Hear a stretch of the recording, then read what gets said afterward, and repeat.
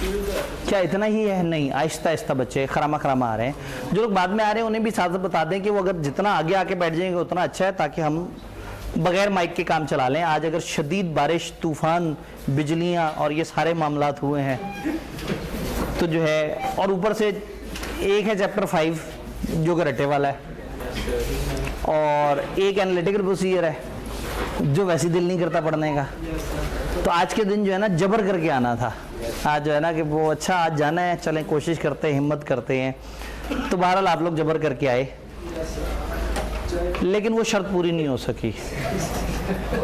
पता नहीं, शायद मैंने आप लोगों की क्लास में कहा था या नहीं कहा था। मैंने इन 3 में से ना किसी एक क्लास में कहा था कि आगे बीच में किसी दिन शायद शदीद बारिश भी हो रही हो, क्योंकि इस मौसम में तो अगर घुटने घुटने तक पानी खड़ा हुआ हो, आप लोग क्लास में आए तो सारे के सारे भीगे हुए हों, आप लोग ठंड से कपकपा रहे हों, हालात बहुत ज़्यादा नाजुक धारे पे पहुंच चुके हों, तो फिर उस वक्त हम चाय के बारे में सोचेंगे। लेकिन अल्हम्दुलिल्लाह आप लोगों में ऐसा, मतलब मुझे क्लास में सिर्फ एक भीगा हुआ बच्चा नजर आया, बल्कि ये भी भीगा हुआ नहीं है।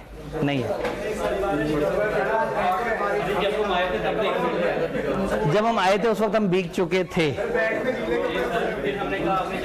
फिर हमने गीले कपड़े खुश किए और क्लास में आए। सर आज 40 साल में सबसे ज्यादा बारिश ना करें वाकई नहीं। असल में जितने अरसे से जो हब्स इकट्ठे हो ही जा रही थी उसका कभी तो ये बड़ा होना था। इस दफा मौसम बहुत एबनॉर्मल हुआ था, ज़रूरत से ज़्यादा एबनॉर्मल। और उसके बाद बच्चों से हॉस्टल में बैठा भी नहीं जा रहा था, वो पढ़ने के बहाने लाइब्रेरियों में आके बैठ जाते थे और फिर पूरा दिन वहाँ कैंडी क्रश खेलते रहते थे, वो पबजी खेलते रहते थे। लेकिन ये है कि वो कहते थे, तो 2-3 दिन पहले तो लाइब्रेरियों में सोते हुए बच्चों को उठा के कहा यार सोने के लिए तो कम से कम अपने हॉस्टल चले जाओ। तो मौसम ऐसा हो गया था।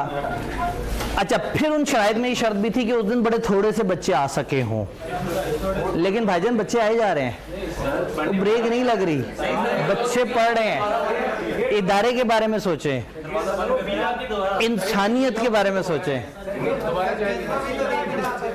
एनालिटिकल प्रोसीजर्स लगा के देखें कि इतना खर्चा कैसे करेगा इदारा। एक चाय कितने की होती है, फिर उस चाय को मल्टीप्लाई करें, फिर तायराना नजर डालें क्लास में। तो क्लास के स्टार्ट में ऐसा लग रहा था कि बच्चे कम है, तो हमने आगे आगे बैठने का कह दिया, लेकिन बच्चे तो बढ़ते जा रहे हैं। सर आप दूध ले, पत्ती हम ले है, लेकिन चूल्हा कौन लाएगा? उन्होंने कहा बना भी हम लेंगे। उन्होंने कहा जी पत्ती हमारी, मेकिंग हमारी, जो सबसे महंगा आइटम है वो उन्होंने हमारे जिम्मे डाल दिया जी। पत्ती डलती कितनी सी है गरीब, पत्ती है तो महंगी आइटम, ठीक है। पाकिस्तान जिन चीज़ों को इंपोर्ट करता है उनमें एक बहुत बड़ी चीज़ पत्ती भी है। लोकली प्रोड्यूस की जा सकती है, बहुत सारी जगह पे पाकिस्तान में ऑप्शन मौजूद है, लेकिन हमें इंपोर्टेड पत्ती बहुत पसंद है। और कौम पता नहीं कितने 100 अरब रुपए की सिर्फ पत्ती इंपोर्ट कर जाती है। तो ऐसी चीज़ जिसने पाकिस्तान की इकॉनमी को तबाह की है, इस चीज़ से तो किसी भी किस्म की मोहब्बत करना जो है ना वो सही नहीं है। और अगेन जो आगे बैठे हुए हैं वो ऐਵੇਂ हंस रहे हैं कि शायद पीछे 1-2 लाइन है, ज़रा पीछे मुड़ के देखें भाईजान, कमरा भरना शुरू हो गया है। आप हिसाब तो लगाएं, आप तायराना नज़र डालें क्लास पे, फिर उसको चाय की अमाउंट से मल्टीप्लाई करें, फिर एक मटेरियल अमाउंट नज़र आएगी। उन्होंने कहा जी 10 किलो दूध में ये सारा काम हो जाएगा।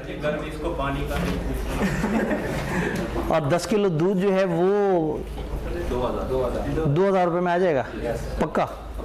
ना करें, 200 में 1 किलो दूध मिल जाता है, यानी 1 लीटर मिल जाता है अच्छे वाला।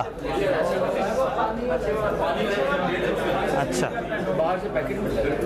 तो सर बाहर से पैकेट मिल जाता है तो, लेकिन ये कैंटीन तो हमारा है ही नहीं, यानी कि ये SBI की प्रॉपर्टी नहीं है। एक इंडिपेंडेंट लोग हैं जो इसे रन कर रहे हैं, जिनके साथ एग्रीमेंट ये है कि आपने बस वाहिद एग्रीमेंट ये है कि आपने वो रेट रखना है जो रेट मार्केट का रेट है। यानी नॉर्मली कैंटीन्स पे सिर्फ 20 रुपये महंगे होते हैं, जूस 10-15 रुपये महंगे होते हैं। तो जो आइटम यहाँ पे है जो उसकी मार्केट में प्राइस है, उस मार्केट में उन्होंने अवेलेबल करना है, ये एग्रीमेंट उनके साथ है। तो ऐसा नहीं है कि हम उन्हें दूध दे देंगे और वो जो है वो हमें चाय दे देंगे, तो हमें कॉस्ट पे पड़ेगी, हमें उसी कॉस्ट पे पड़ेगी जिस कॉस्ट पे बच्चों को पड़ती है। सर जी रहने देता शाबाश। पी के आए हैं सर जी जूस या कोई ले। बात ये कि चाय की जस्टिफिकेशन फिर भी बनती है ना, मौसम ठंडा था, कपकपाहट हो रही थी, सर्दी लग रही थी, हमसे बैठे, पिछली क्लास के बच्चों ने एसी बंद करवा दिए थे। उन्होंने कहा कि एसी बंद करा दे, चाय दिलवा दे। ये सही हिसाब लगाया है, एसी की कॉस्ट जो है चाय से ज़्यादा ही होती है। लेकिन मसला एसी का नहीं है, यानी कि मसला ये है कि अगर ठंड लगे तो एसी बंद हो, लेकिन आपने ये ज़बरदस्ती भी नहीं करनी कि नहीं हमें ठंड भी लगे फिर भी एसी चलता रहे, कॉलेज का खर्चा हो। और हमने भी ऐसी कोई ज़बरदस्ती नहीं करनी, जो आपके लिए सहूलत है उस तरह से बता दें। तो एसी से ठंड तो नहीं लग रही, ठीक है। जब ठंड लगी नहीं रही तो चाय किस बात की। बल्कि गर्मी लग रही है अब तो, देखिए ना एसी चलाने की ज़रूरत पड़ गई है तो लेकिन यार थोड़ा हिसाब तो लगाएं। अब तो जो है ना, अब तो पूरा सेशन, बल्कि हाँ ये तो बाहर के भी बच्चे हैं जो अपने बच्चे हैं, उन्होंने पूरा सेशन कम लूटा है। आखिरी दिन तक भी इमोशनल कर करके वो बिरयानी मंगवा के, बल्कि उसके लिए आधा घंटा इंतजार कर किया कि नहीं बिरयानी खा के जाना है। तो कितना लूटेंगे, कितना लूटेंगे। आपने कैफ से लेके बिजनेस लॉ से लूटना शुरू हुए, कंपनी लॉ में आके लूटा, एमएफए में लूटा, फिर ऑडिट के अंदर, तो मतलब कोई लिमिट होती है। सर जी वो फ्री में चारों को आप खिला रहे हैं वो सही ठंडा और चाय तो जो है ये तो बड़ी गलत बात है। मतलब जो है ना, आज एक दफ़ा जो है ना ये सोच लें कि नहीं हमने जुल्म नहीं करना, आज के बाद जुल्म नहीं करना। पता है आप जैसे लोग फिर आगे जाके फर्मों में ऊपर जाके बैठते हैं, फिर वो स्टाइपेंड भी नहीं बढ़ाते। इस वक्त आपके पास इख्तियार नहीं है ना। हज़रत अली का कौल है कि इख्तियार मिलने पे लोग बदलते नहीं, बेनकाब हो जाते हैं। लोग बदलते नहीं है, लोग तो उतने ही घटिया होते हैं, लेकिन पहले उन्हें मौका नहीं मिला होता, पहले वो उस पावर में नहीं होते। तो सारे लोग ये शोर मचाते हैं कि स्टाइपेंड ज़्यादा क्यों नहीं है। हम भी अपने ज़माने में शोर मचाते थे, और हमारे साथ के वो लोग आज जो पार्टनर हैं वो भी शोर मचाते थे कि ज़्यादा क्यों नहीं है। और अब वो पार्टनर हैं तो वो कहते हैं कि इतना ज़्यादा क्यों है, और बच्चे फिर से वही कहते हैं इतना ज़्यादा क्यों नहीं है। तो ये कहानी बदल जाती है। जब आपकी कुर्सी बदलती है तो ये कहानी भी बदल जाती है। तो मज़ा तब आए कि जब आप ये सोचें कि हमने वो नहीं करना जो सब कर रहे हैं, हमने उतना जालिम नहीं रहना। तो जिस दिन आप ये फैसला करते हैं हमने उतना जालिम नहीं रहना, उस दिन आपके अंदर एक अच्छा इंसान बन जाता है। तो हो सकता है आप अक्सर ये सोचते हो कि यार जो अच्छे लोग हैं क्यों लोग उनका कबाड़ा निकाल ही जा रहे होते हैं। आज वक्त आ गया है कि आप अपने अमल से, अपने एक्शन से ये साबित कर दें कि आप उतने बेरहम नहीं हैं, और आप किसी वक्त अच्छे इंसानों के साथ अच्छा करने का सोचेंगे। ठीक है, आप लोग पैसे जोड़ के खुद से चाय मंगवाएं, और जो है आप कहें कि हाँ ठीक है आज हमने जो है ना, आज हमने हक अदा कर दिया स्टूडेंट होने का। और अगर ऐसा नहीं है ना, तो फिर जिंदगी में कभी किसी जालिम को ये नहीं कहना तुम जुल्म क्यों कर रहे हो, फिर अपने अंदर झांकना है। अभी ताकत नहीं है तो इतने जालिम हैं आप। भाई मैं कोई पक्की कमिटमेंट थोड़ी की है, कोई लिख के तो नहीं दिया हुआ। तो अभी तो इख्तियार नहीं है तो आप लोग इतने जालिमाना तरीके से सोच रहे हैं। तो जहां आपके हाथ में इख्तियार आ गया आपने तो लुट मचा देनी है। ठीक है, हम तो नवाज शरीफ बन जाएंगे, इतने शरीफ हो जाएंगे जी। तो ठीक है, मैंने एक आखिरी कोशिश करके देखी, इसे कहते हैं अतमाम हुज्जत। अतमाम हुज्जत का मतलब होता है आप अपनी तरफ से एक फाइनल ट्राई करके देखते हैं, अगर बात फिर भी नहीं बनती तो आप कहते हैं मैंने अपनी बेस्ट परफॉर्मेंस दी थी। तो मैंने अपनी तरफ से आप लोगों को इमोशनल करके आपके अंदर एक अच्छा इंसान जगाने की एक आखिरी कोशिश की, लेकिन आप लोग नहीं जागे। मुझे उस चाय पिलाने में पहले भी कोई मसला नहीं था, अभी भी नहीं है, लेकिन आप सिर्फ दिल रखने के लिए कह देते सर रहने दें कोई बात नहीं है। अब देर हो गई है, ठीक है, अब देर हो गई है, ठीक है जी। अब वो पैसे नहीं बचाने हैं, अब आपने वो चाय के हर घूंट पे अपने अंदर मौजूद जालिम इंसान को पहचानना है। ठीक है जी, ये भाई ने बिस्किट का कहा, इनकी शक्ल पहचान लें, इनको चाय नहीं मिलेगी। ठीक है, और कोई जो इस तरह की अजीब सी फरमाइश करना चाह रहा है, ठीक है जी, एक और माइनस हो गया। और कोई क्या बात कर दी, भाई ने कुर्बानी दे दी। नहीं, अब मैं कुर्बानी नहीं देने दूंगा। बस उस वक्त जो है ना आप पूरी कौम को नहीं समझा सके, अब ये कौम के अंदर आप शामिल हैं, आप भी उस जुल्म में बराबर के शरीक काउंट होंगे। ठीक है, तो फिर अब एक दफ़ा जितने स्टूडेंट्स हैं इनको काउंट करें, और वही जिन्होंने इनकार किया कोई बात नहीं, खैर उन्हें भी चाय दे देते हैं। तो इसको काउंट करके, और मेरे ख्याल में एहतियातन 2-3 को और मार्जिन रख लेते हैं कि कोई बच्चे अचानक से वॉक इन करते करते या इनमें से किसी ने मैसेज कर दिया वो सर चाय पिलाने लगे हैं, तो अगर उनमें से कोई आ गया तो 3+ का मार्जिन रख के इतने का उन्हें चाय का कहते हैं। उनसे कहना है कि ज़रा कोशिश करें कि अगर वो जल्दी ला के दे सकें, ताकि जो है ना वो जो ठंडक इस वक्त वो हुई हुई है जो बारिश की वजह से, आप उसको एज ले सकें। जी इन्हें कहा जी गर्मी लग रही है, तो 12 पानी चाय से महंगा है, क्योंकि अगेन चाय अपनी मैन्युफैक्चरिंग है, तो चाय की कीमत हम कम करने की पोजीशन में आ सकते हैं, यानी कि वो उसको मुनासिब रेट पे, मतलब इस वक्त जिस रेट पे चाय दे रहे हैं उस रेट पे चाय मिलती ही नहीं है। मार्केट में 70 रुपए की है शायद चाय, और ये 60-70, और ये 40 की दे रहे हैं, 50 की दे रहे हैं। हाँ, क्योंकि आखिरी खबर मुझे 40 की ही मिली थी। 80 की पानी की बोतल, अब पानी की बोतल 80 की कह रहे हैं। ओए होए होए, और पानी रास्ते भर इतना तो ऑलरेडी इतना मिल गया आपको। ठीक है, तो अब पढ़ने के बारे में हम सीरियस हैं। ठीक है, अब वो कहीं ना कहीं वो धुंधला सा वादा था कि अगर बारिश हो रही होगी और आप मुश्किल में होंगे, ऑल्दो आप मुश्किल में नहीं थे, ऑल्दो बारिश सुबह के वक्त हो रही थी, लेकिन अभी चूंकि बादल हैं थोड़े थोड़े से ठीक है, पता बात ये है कि छोटी छोटी तो खुशियाँ आप लोगों ने ज़िंदगी में आगे इतने गम देखने हैं आपने, कम से कम आज आप ये छोटी सी खुशी, चलो ठीक है, वो मेरी तरफ से थोड़ी सी कंट्रीब्यूशन है, अगर आपकी चेहरों पे मुस्कान आ जाए, ठीक है, मुस्कान मुस्कुराहट को कहते हैं। आप लोग ना असल में उर्दू का भी पता नहीं क्या मतलब निकाल लेते हैं, तो अगर आपके चेहरों पे मुस्कुराहट आ जाए, अगर आप जो है वो थोड़ा सा अच्छा फील करें, तो चलें, कम से कम आज का टॉपिक ये अच्छा पढ़ लेंगे और ज़िंदगी भर याद रखेंगे कि हमें मौका मिला था कि हम जालिम ना बने। सामने इंतहाई शराफत का एक पैकर नज़र आ रहा था, एक मासूम आदमी जो कि पूरी कम्युनिटी के लिए बहुत अच्छा करने की कोशिश कर रहा है, और अपने अकेले जो है वो सारी तकलीफ़ें बर्दाश्त कर रहा है, और हमने उसकी तकालीफ कम नहीं की, हमने उसमें मज़ीद थोड़ा सा ऐड ऑन ही किया, चाहे मटेरियल ऐड किया लेकिन बहरहाल ऐड किया। तो आप ही जैसे लोग बड़े होकर जालिम बनते हैं और वो बड़े लेवल पे जुल्म करते हैं। तो अपना तज़किया नफ्स करना है, और ये ज़रूर समझना है कि लाइफ में ज़रूरी नहीं कि हमेशा जो आपके साथ अच्छा करे आपने हमेशा उसको इसी तरह से जो है उसे रगड़ा लगाना है, कभी कभी अच्छा करने वालों के साथ अच्छा कर देना चाहिए। तो अब तो कुछ नहीं हो सकता, अब तो चाय का वो हो गया, अब इमोशनल करने का फ़ायदा कोई नहीं। खैर मैं ऐसे सोच रहा हूँ जैसे आपने इमोशनल हो भी जाना है, अगर इतना समझने वाले होते तो आप साथ साथ पढ़ना रहे होते, पढ़ें, शाबाश, बेहतरीन हो गया। सबसे प्यारी खबर, 3 दिन में से 2 दिन रह गए, यानी कि एक दिन में तो हम पहुंच गए, तो सिर्फ 2 दिन रह गए, अय्याशी लग गई। आज भी वक्त है तौबा कर लें 3 दिन के लिए, 3 दिन के लिए डिफरेंट काफिर सब्जेक्ट्स को छोड़ दें और असली सब्जेक्ट की तरफ आएँ, the mother of all subject, audit, जो कि कैफ का भी सबसे आखिरी पेपर है और सीफैप का भी सबसे आखिरी पेपर है, चूँकि आईकैप ये मानता है कि ये सबसे मैच्योर पेपर और उसके लिए पिछले सारे पेपर्स की अंडरस्टैंडिंग आपके काम आती है। तो आज का हमारा टारगेट क्या है? 2 मासूम से टारगेट है। एक चैप्टर नंबर 5 है जो कि majority of the basis cramming base पे सवाल आता है, बहुत ही ना होने के बराबर इसके लॉजिकल सवाल आए हुए हैं।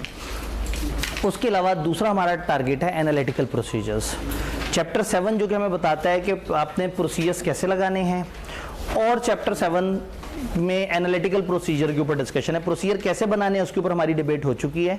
एनालिटिकल प्रोसीजर आज का एक टारगेट है, और चैप्टर 5 जो कंट्रोल्स का जिक्र करता है उसका आइडियल तरतीब होनी चाहिए थी कि हम पहले एनालिटिकल प्रोसीजर करते हैं, बाद में हम कंट्रोल्स के चैप्टर को देखते हैं। लेकिन जिस तरह से वक्त की हमारी तकसीम बन रही है, मैं ये चाह रहा हूँ कि हम कंट्रोल्स को जितना ज़्यादा से ज़्यादा टाइम दे दें उतना अच्छा है, जो बच जाएगा टाइम वो एनालिटिकल प्रोसीजर को दे देंगे। और एनालिटिकल प्रोसीजर के बारे में मैंने रेगुलर क्लास में भी हुआ ये था कि हमने उसमें 2-3 वीडियोस दी थी, तो मैं सोच रहा हूँ कि हम वही 2-3 वीडियोस यहाँ दे के अपने लेक्चर को थोड़ा सा शॉर्ट कर लेंगे, और हम एक्स्ट्रा प्रैक्टिस के क्वेश्चन यहाँ डिस्कस करने के बजाय ओवर वीडियोस डिस्कस कर लेंगे। एड ऑन के तौर पर ड्राफ्टिंग का सर उसामा का सेशन तो ऑलरेडी आपको कुछ ना कुछ मजीद उसमें हेल्प कर रहा होगा। तो हो जाए खतरों से टक्कर, इंटरनल कंट्रोल्स की बात करते हैं। 3 हमें ऑफ करना पड़ेगा। ओह, आज तो उधर करीब कोई नहीं है, क्या आपका हाथ पहुंच रहा है? लेकिन आप बार बार तो नहीं उठ सकेंगे। 3 तीसरा दरमियान, यहाँ ये 3 है और वो वाला 1 है, लेकिन बार बार पता है आपका उठना मुनासिब, कोई मतलब मैं शिफ्ट करूँगी। या एक काम किया जा सकता है, ये वाली कुर्सी आगे हो जाए, वो वाली कुर्सी आगे हो जाए और आप थोड़े से आगे हो जाएं कि आपका हाथ पहुंच जाए। क्योंकि ये भाई जो है ना आज बड़े अच्छे अच्छे सिग्नल दे रहे हैं, ये अच्छी अच्छी बातें कर रहे हैं, इन्होंने चाय पीने से भी इनकार कर दिया, ठीक है, तो मुझे इनके अंदर एक अच्छा इंसान नज़र आना शुरू हो गया है।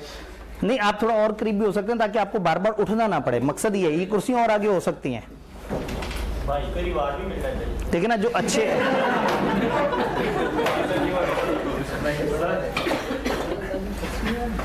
ठीक हो गया। अब आपका हाथ इजीली पहुंच जाएगा, बेहतरीन, ठीक है। ये 2 है, साथ वाला 3 है और उधर वाला 1 है, ठीक है। तो वो रिवॉर्ड से वो खातून तो मिस हो जाएंगी, वो जो हमने एक यहाँ पे जो खातून थे, नहीं 80% का रूल था शायद, 80% ऑफ द क्लासेस अगर वो होगा, ठीक है। बी लॉ में तो बार बार खवातीन चेंज होती रही, लेकिन ऑडिट और सी लॉ में कंसिस्टेंट रही हैं, तो ठीक है। अब ये आज जो है ना, ये भाई जो है ना, इन्होंने चूंकि अच्छी बातें की थी तो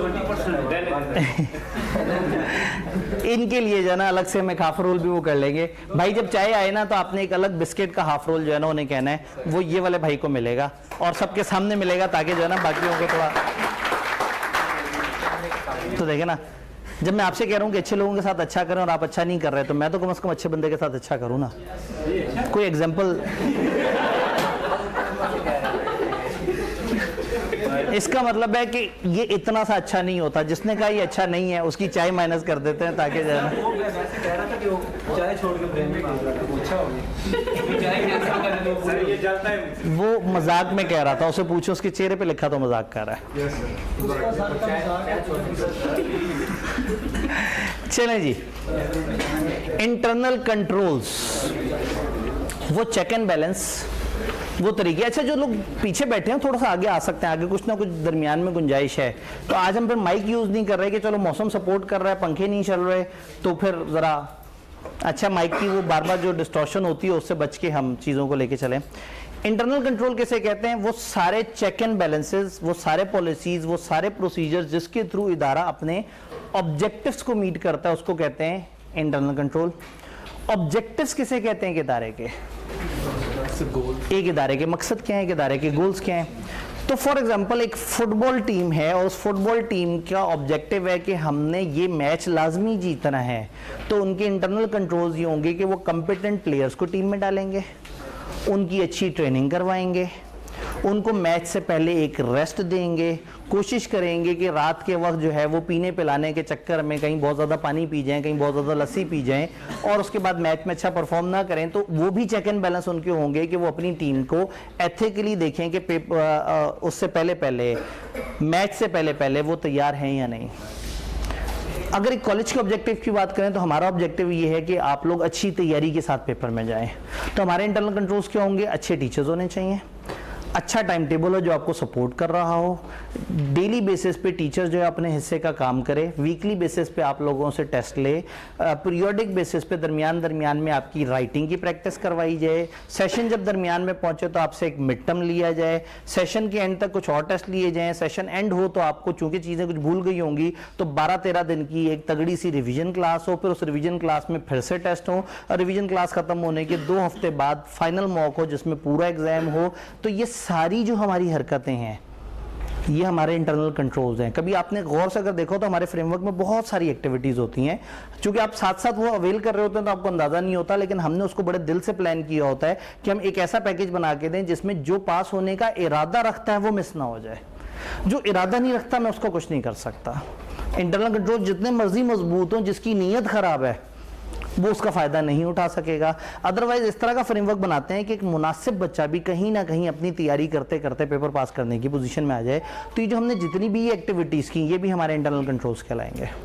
फिर कॉलेज का एक और ऑब्जेक्टिव भी है कि कॉलेज ने पैसे कमाने हैं या पैसे रिसीव करने हैं, तो उसके कंट्रोल्स क्या होंगे? कॉलेज एक फ़ीस सेट करेगा, फॉर्म के ऊपर वो फीस लिखी हुई होगी, फॉर्म पे इंस्टॉलमेंट प्लान लिखा होगा, आपसे इनकम ली जा रही होगी, रसीद दी जा रही होगी, आपके रिसीवेबल मेंटेन किए जा रहे होंगे, कमरे में अक्सर छापे लग रहे होंगे, आपको कार्ड इशू किया जा रहा होगा, पोर्टल ब्लॉक किए जा रहे होंगे, लोगों से बार बार तलब किया जा रहा होगा, उनकी फ़ीस वो जब देंगे तो उसको उस तरह से क्लियर मार्क कर रहे होंगे। तो ये सारी एक्टिविटीज़ भी इंटरनल कंट्रोल्स हैं। तो पढ़ाने वाली एक्टिविटीज भी इंटरनल कंट्रोल थी, तो प्लेयर्स को पिछले दिन रेस्ट देने वाली भी एक्टिविटी इंटरनल कंट्रोल थी। तो इंटरनल कंट्रोल बहुत वास्ट है। इंटरनल कंट्रोल का मतलब है, इंटरनल मतलब हमारे अपने, कंट्रोल्स का मतलब है चेक एंड बैलेंसेस। तो इंटरनल कंट्रोल का मतलब है वो सारे चेक एंड बैलेंसेस जिससे इदारा अपने ऑब्जेक्टिव्स को मीट करना चाहता है। अब हम आते हैं अपने ऑडिटर भाई के पास। ऑडिट एक खास किस्म की असाइनमेंट है। इसमें क्या करता है ऑडिटर? फाइनेंशियल स्टेटमेंट्स को चेक करता है स्टैंडर्ड के मुताबिक, क्या वो सही बना हुआ है या नहीं बना हुआ। तो फिर क्या होने चाहिए ये इंटरनल कंट्रोल्स? जी, एंट्रियां ठीक से रिकॉर्ड होनी चाहिए। यानी सबसे पहले कहानी शुरू होगी, कॉम्पिटेंट पर्सनल होने चाहिए, एक निज़ाम होना चाहिए फाइनेंशियल अकाउंटिंग का। फाइनेंशियल अकाउंटिंग में कुछ पॉलिसीज प्रोसीजर्स के कुछ रूल्स होने चाहिए, स्टैंडर्ड्स को फॉलो करना चाहिए, रूल्स एंड रेगुलेशंस के मुताबिक अकाउंटिंग सही से होनी चाहिए, सॉफ्टवेयर सपोर्ट करता हो, सॉफ्टवेयर में एरर होने के मार्जिन कम हो, इस तरह के चेक एंड बैलेंस हो कि फ्रॉड कम से कम हो, कुछ लोग काम करें तो उनके काम को कुछ और लोग चेक करें, सॉफ्टवेयर के अंदर डेबिट क्रेडिट की अमाउंट अलग हो, फिर शोर मचा दे, हर वक्त रसीदों को एंट्रियों से मैच करके कोई ना कोई बताता रहे कि क्या है, और एक इतना इंटरनल ऑडिट डिपार्टमेंट हो जो चेक करता रहे कि कोई मसलो मसाइल तो नहीं। तो ये सारे काम मैनेजमेंट के जिम्मे है। हमने पहले दिन ही उन्हें कहा था कि अकाउंट्स तुम्हारे जिम्मे, इंटरनल कंट्रोल्स तुम्हारे जिम्मे, और हमें सारी इंफॉर्मेशन एक्सप्लेनेशन प्रोवाइड करना भी आप ही के जिम्मे है। तो इसका मतलब ये है कि अगर उन्होंने अपने ये निज़ाम बहुत तूफानी बनाए हुए हैं तो गुमान ये है कि फाइनेंशियल्स में मसले कम होंगे। और जब गुमान ये होगा कि फाइनेंशियल्स में मसले कम होंगे, याद है सैम्पलिंग के अंदर जहां हमारी डिजायर होती है कि हमें ज्यादा एश्योरेंस चाहिए, ज्यादा सैंपल उठाओ, और जहां हमें कंफर्ट मिल रही है पीछे से कि चीजें सही आ रही हैं, कम सैंपल। तो अगर मुझे पता लग जाए कि इनके इंटरनल कंट्रोल्स बहुत तगड़े हैं तो फायदा ये होगा मुझे सब्सटैंटिव प्रोसीजर्स कम लगाने पड़ेंगे। और अगर मुझे पता लग जाए कि इनके इंटरनल कंट्रोल्स अच्छे नहीं हैं तो इसका मतलब है फिर मुझे सब्सटैंटिव प्रोसीजर्स ज़्यादा लगाने पड़ेंगे। यहाँ तक बात समझ आ रही है? इंटरनल कंट्रोल के दो लेवल हैं, एक ये कि वो एग्जिस्ट करता है या नहीं, एक ये कि वो इफेक्टिवली ऑपरेट करता है या नहीं। लाइट ऑन कर दीजिएगा 3, जज़ाकल्लाह। एग्जिस्ट करता है या नहीं और इफेक्टिवली ऑपरेट कर रहा है या नहीं। मैं मैनेजमेंट के पास जाऊँ और कहूँ क्या कंट्रोल्स हैं, उन्होंने कहा बहुत ज़बरदस्त सॉफ्टवेयर है, बहुत अच्छे एम्प्लॉइज़ हैं, बहुत अच्छा निज़ाम है, बड़ा ज़बरदस्त सब कुछ है। This is existence of control. उन्होंने बताया है कि कंट्रोल मौजूद है। अब मुझे चेक करना होगा कि जो वो बता रहे हैं क्या वो सही से काम भी कर रहा है। सॉफ्टवेयर तो बहुत तगड़ा है, चलाना ही नहीं आता, एम्प्लॉय तो बहुत कॉम्पिटेंट है, छुट्टियों पर रहता है। तो कंट्रोल की सिर्फ एग्जिस्टेंस इंपॉर्टेंट नहीं है, इफेक्टिवनेस भी इंपॉर्टेंट है। तो जिस वक्त हम अंडरस्टैंडिंग ले रहे होते हैं एंटिटी की, उस वक्त हम ये जरूर अंदाजा लगा लेते हैं कि कौन कौन से कंट्रोल एग्जिस्ट करते हैं, लेकिन क्या वो इफेक्टिवली काम कर रहे हैं। फॉर एग्जांपल आप मेरे से पूछें सर आपके क्या कंट्रोल है, मैं कहूंगा कि जो बच्चा हमें फीस नहीं देगा हम उसका पोर्टल ब्लॉक कर देंगे। This is existence of control.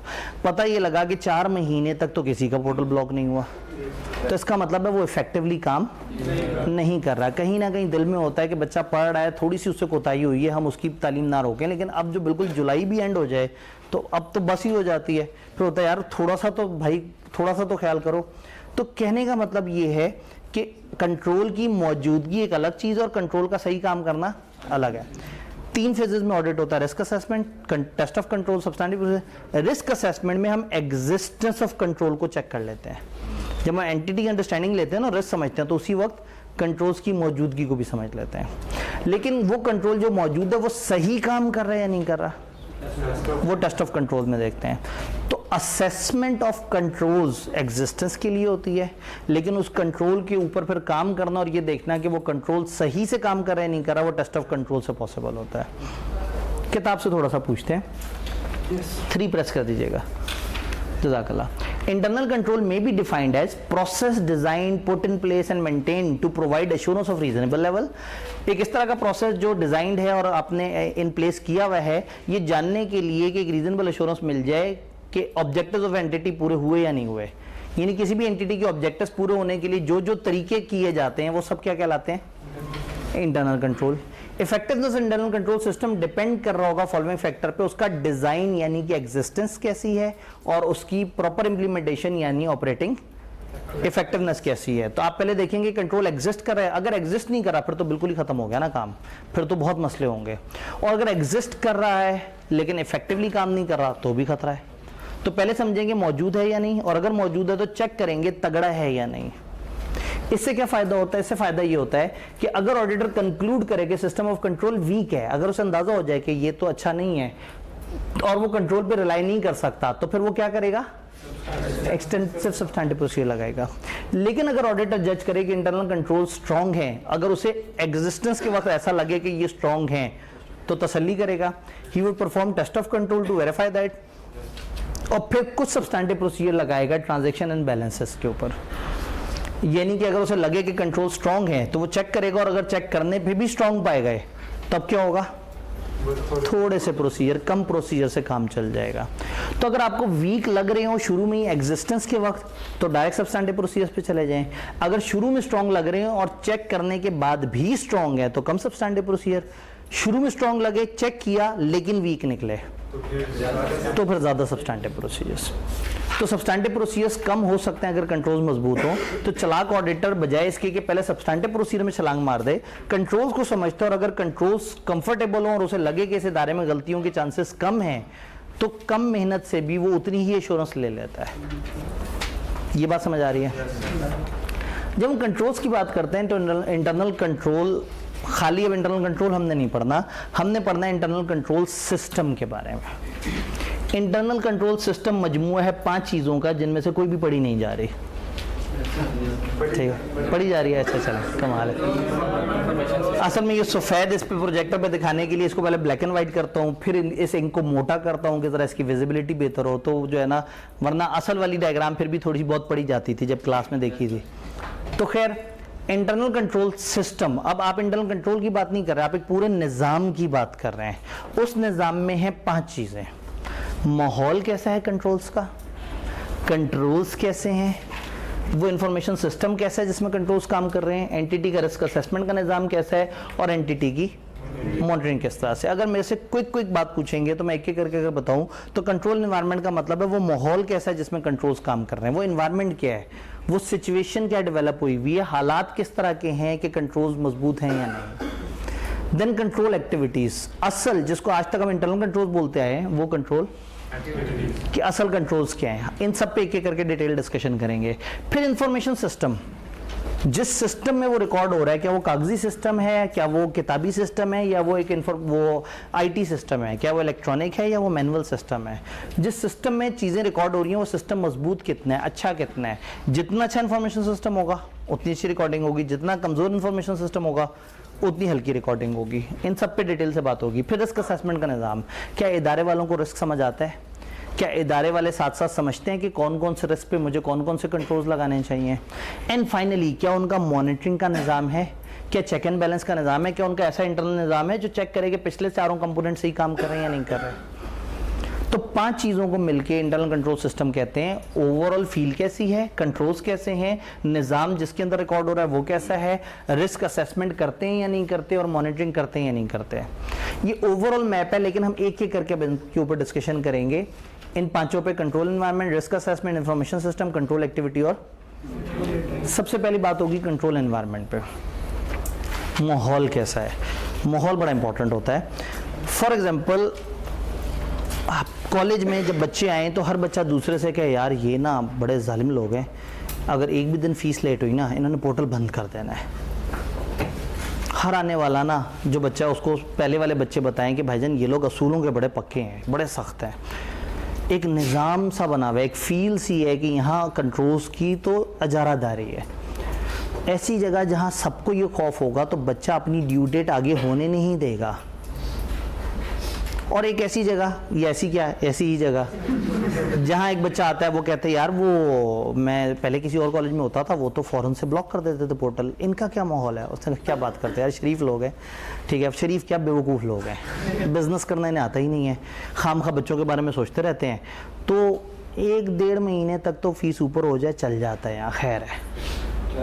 अब जब माहौल ऐसा है ना कि जिसमें जो लोग हैं वो कैजुअल हुए हुए हैं, उन्हें पता है कि यार कंट्रोल्स का ऐसा क्या है, कोई बहुत ज़्यादा सख्त बात तो नहीं होती, तो उससे क्या होगा, कंट्रोल एक्टिविटी भी फारिग हो जाएगी। कंट्रोल एक्टिविटी है वो निज़ाम जिससे फ़ीस रिकवर करनी है, वो निज़ाम वहाँ ज़्यादा चलेगा जहाँ लोगों को डर ज़्यादा होगा, और जहाँ डर कम होगा वहाँ कम चलेगा।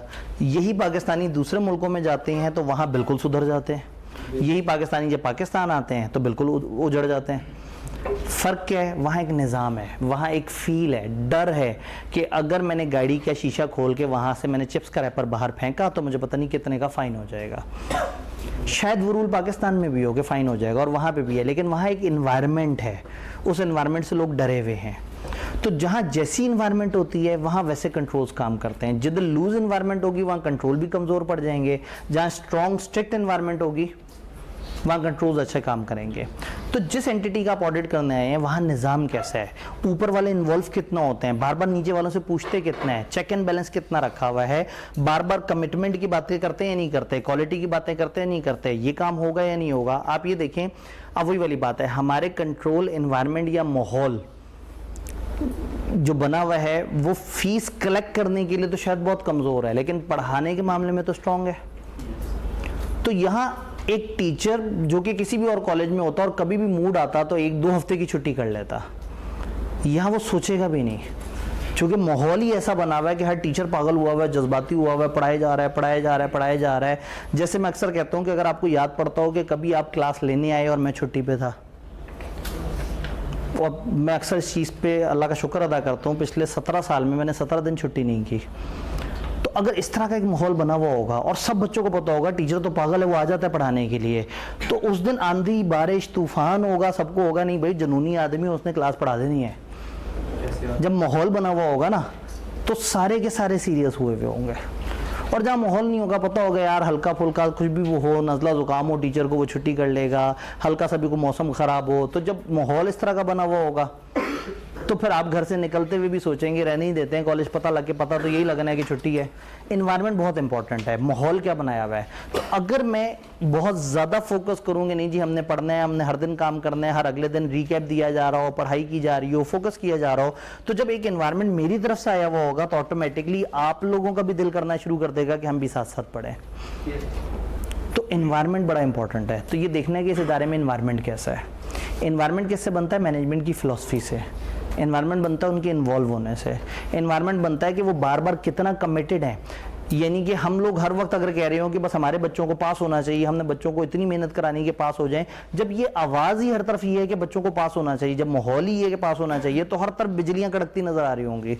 जिस टीचर की क्लास में जाएंगे वो अलग जज्बाती जुनूनी हुआ होगा, कोई 2-2 घंटे तक पढ़ाई जा रहा होगा, कोई टेस्ट पे टेस्ट ले जा रहा होगा, कोई लिखाई की अलग प्रैक्टिस करा रहा होगा, कुछ और। क्यों? माहौल बन गया। बनिस्बत उसके वही टीचर किसी ऐसे कॉलेज में जाता है जहाँ पे टीचर कहते हैं यार वो इस हफ्ते मैंने टेस्ट लेना है, दूसरा कहता है पागल हो गए हो इतनी जल्दी टेस्ट। वो टेस्ट लेते हैं, बच्चे भाग जाते हैं। ऐसे नहीं करना, बच्चों को बड़े मुलायम तरीके से लेके चलना होता है। इनसे फीसें शीसें आ जाएं, ठीक है, बच्चों ने कौन सा पास होना होता है, तुम इतने जज्बाती क्यों हो रहे हो? तो वो जो जज्बाती आदमी वो भी सोचेगा बात तो सही कर रहा है, बच्चों ने कौन सा आके टेस्ट दे देने हैं। तो क्या होगा, एक आध दफ़ा टेस्ट लेने के बाद ये टेस्ट लेना ही छोड़ देगा, क्योंकि इन्वायरमेंट ही नहीं बना हुआ, माहौल ही नहीं है, लोग पढ़ने की बातें नहीं कर रहे। अब एक कॉलेज में आप आए और जहां बैठे, जिस कुर्सी पे बैठे, साथ वाला बंदा पागलों की तरह पढ़ी जा रहा है, सवाल कर रहा है, तो ऑटोमेटिकली आप उस माहौल में आदी हो जाते हैं। और एक जगह आप जाएं तो वहां पे यही होता है यार कैफेटेरिया में चल के बैठते हैं, मज़ा आएगा, बोतल पियेंगे, यशी करेंगे, बातें करेंगे, मैच लगा होगा वो देखेंगे। जहाँ माहौल वो बना हुआ होगा वहाँ पढ़ाई नहीं होगी। तो बहुत अच्छा बच्चा भी गलत हॉस्टल में जब चला जाता है जहाँ सारे ही अय्याश तबीयत लोग होते हैं, वो पढ़ नहीं पाता। बहुत ही गंदा बच्चा भी ऐसी जगह चला जाता है जहाँ हर बंदा हर वक्त पढ़ाई की बातें कर रहा है, वो घबरा के पढ़ना शुरू कर देता है। एनवायरनमेंट इतना मैटर करता है। तो पहली चीज़ है कंट्रोल एनवायरनमेंट। कंट्रोल एनवायरनमेंट में क्या है? एंटिटी की communication and enforcement of integrity और एथिकल वैल्यूज। वो कितना इंटेग्रिटी और एथिक्स पे बात करते हैं, वो कंपिटेंस को लेके कितने सीरियस हैं, मैनेजमेंट कितना पार्टिसिपेट कर रही है, उनकी फिलॉसफी क्या है, ऑर्गेनाइजेशन का ओवरऑल स्ट्रक्चर कैसा है, अथॉरिटी किसके पास है, रिस्पॉन्सिबिलिटी किसके पास है, वो एचआर की पॉलिसीज प्रैक्टिसेस किस तरह से बना रहे हैं, उनका चेक एंड बैलेंस किस तरह का है, वो अपने निज़ाम में बार बार सब लोगों को ये कन्विंस कर रहे हैं कि हमने हर चीज़ ध्यान से सही से करनी है। तो अगर मेरी हर कम्युनिकेशन में मेरे फ्रंट ऑफिस वालों को, मेरे कोऑर्डिनेशन वालों को ये नजर आए कि नहीं जी बच्चे का नुकसान नहीं होना चाहिए, बच्चे का फायदा होना चाहिए, तो थ्रू आउट एक विजन पूरे इदारे में बन जाएगा और हर बंदा जो भी बात करेगा वो इस तरह से करेगा कि बच्चे को कोई नुकसान ना हो जाए। तो समटाइम जब हम बैठे होते हैं, फीस या इस तरह की बातें सेट हो रही होती हैं, तो कई दफ़ा अपनी एम्प्लॉय कह देते हैं सर इससे तो बच्चों को नुकसान हो जाएगा। मैंने कहा था यार कमाल बात हो गई, इसका मतलब है कि विजन इतना इनकलकेट कर गया है कि लोग उस तरह से सोचना शुरू हो गए हैं कि हमने इस्तेसाल नहीं करना, हमने हर मुमकिन जब तक कोशिश हो अपने डिफ़ॉल्ट होने से पहले हमने बच्चों के लिए जो है वो बेस्ट मैक्सिमम अच्छा करने की कोशिश करनी है। तो इन्वायरमेंट बहुत इंपॉर्टेंट है, this is general attitude to internal controls. तो वही इंसान, वही पाकिस्तानी पाकिस्तान में वही कानून तोड़ देते हैं और दूसरे मुल्क में वही कानून नहीं तोड़ते, क्योंकि यहाँ कंट्रोल एनवायरनमेंट लूज है और वहाँ कंट्रोल एनवायरनमेंट स्ट्रॉन्ग है। तो सबसे पहले एक अच्छी कंट्रोल एनवायरनमेंट होनी चाहिए, जहाँ जितना ज़्यादा मैनेजमेंट एंटर हो रही होगी, पूछ रही होगी, देख रही होगी, डायरेक्टर्स बार बार पूछ रहे होंगे, देख रहे होंगे, निज़ाम पे फोकस कर रहे होंगे, वहाँ उतना ही ज़्यादा मजबूत तरीके से कंट्रोल्स काम कर रहे होंगे। ये पहला एलिमेंट। देन रिस्क असेसमेंट का प्रोसेस, एंटिटी के अंदर एक अपना रिस्क असेसमेंट प्रोसेस होना चाहिए। आप ये देखें कि हमारे ऑडिटर भाई गए 3 महीने के लिए गए और 3 महीने में इन्होंने समझ लिया कि कहाँ कहाँ ज़्यादा खतरा है। फिर उन खतरों के ऊपर जब उन्होंने काम किया तो उनको वहाँ एरर और फ्रॉड भी मिल गए। तो कितना मजा है कि एंटिटी के अपने अंदर एक ऐसा डिपार्टमेंट मौजूद हो जो हर वक्त नए से नए खतरे को जांचता रहे और उसके कंट्रोल्स बनाता रहे। तो दिस इज द डिपार्टमेंट जो कंट्रोल्स बनाता है, risk assessment department. Risk assessment वाले क्या करते हैं, सबसे पहले आइडेंटिफाई करते हैं क्या रिस्क है, फिर उसे असेस करते हैं, फिर उसे मैनेज करते हैं। कॉन्सेप्चुअल फ्रेमवर्क याद आया?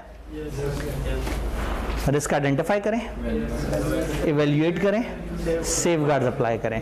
तो हर वक्त एंटिटी के अंदर एक डिपार्टमेंट हो जो हर वक्त नए से नए रिस्कों को समझे, देखे और उसके मुताबिक अच्छे अच्छे कंट्रोल करे। तो आइडेंटिफाई करे और देखे कि कहाँ कहाँ खतरा हो सकता है, असेस करे कि क्या वो खतरे सिग्निफिकेंट हैं और अगर हैं तो मैनेज करे, अच्छे कंट्रोल्स लगा के उनको फॉलो करने की कोशिश करे। खतरे कहाँ होते हैं? हमेशा जब भी चेंजेस आती हैं खतरे होते हैं। एक एंटिटी में कंट्रोल्स चल रहे हैं, सब कुछ सही है, बहुत ज़बरदस्त है। एंटिटी ने नई प्रोडक्ट निकाली, खतरा है। नई सर्विस शुरू की, खतरा है। नए लोगों को लेके आए, खतरा है। नया सॉफ्टवेयर लगाया, खतरा है। नए सॉफ्टवेयर में क्या खतरा है? लोगों को भी पता नहीं है, एंट्रियां गलत कर देंगे। नए लोगों में क्या खतरा है? शायद उनकी ट्रेनिंग नहीं है, शायद उन्हें एंट्रियां करनी ना आती हो। नई प्रोडक्ट में क्या खतरा है? हमें उस प्रोडक्ट की कॉस्टिंग नहीं पता, उसको रिकॉर्ड कैसे करने हैं, उसके ये कैसे होगा, उससे रिलेटेड बाकी चीज़ें किस तरह से हो रही होंगी।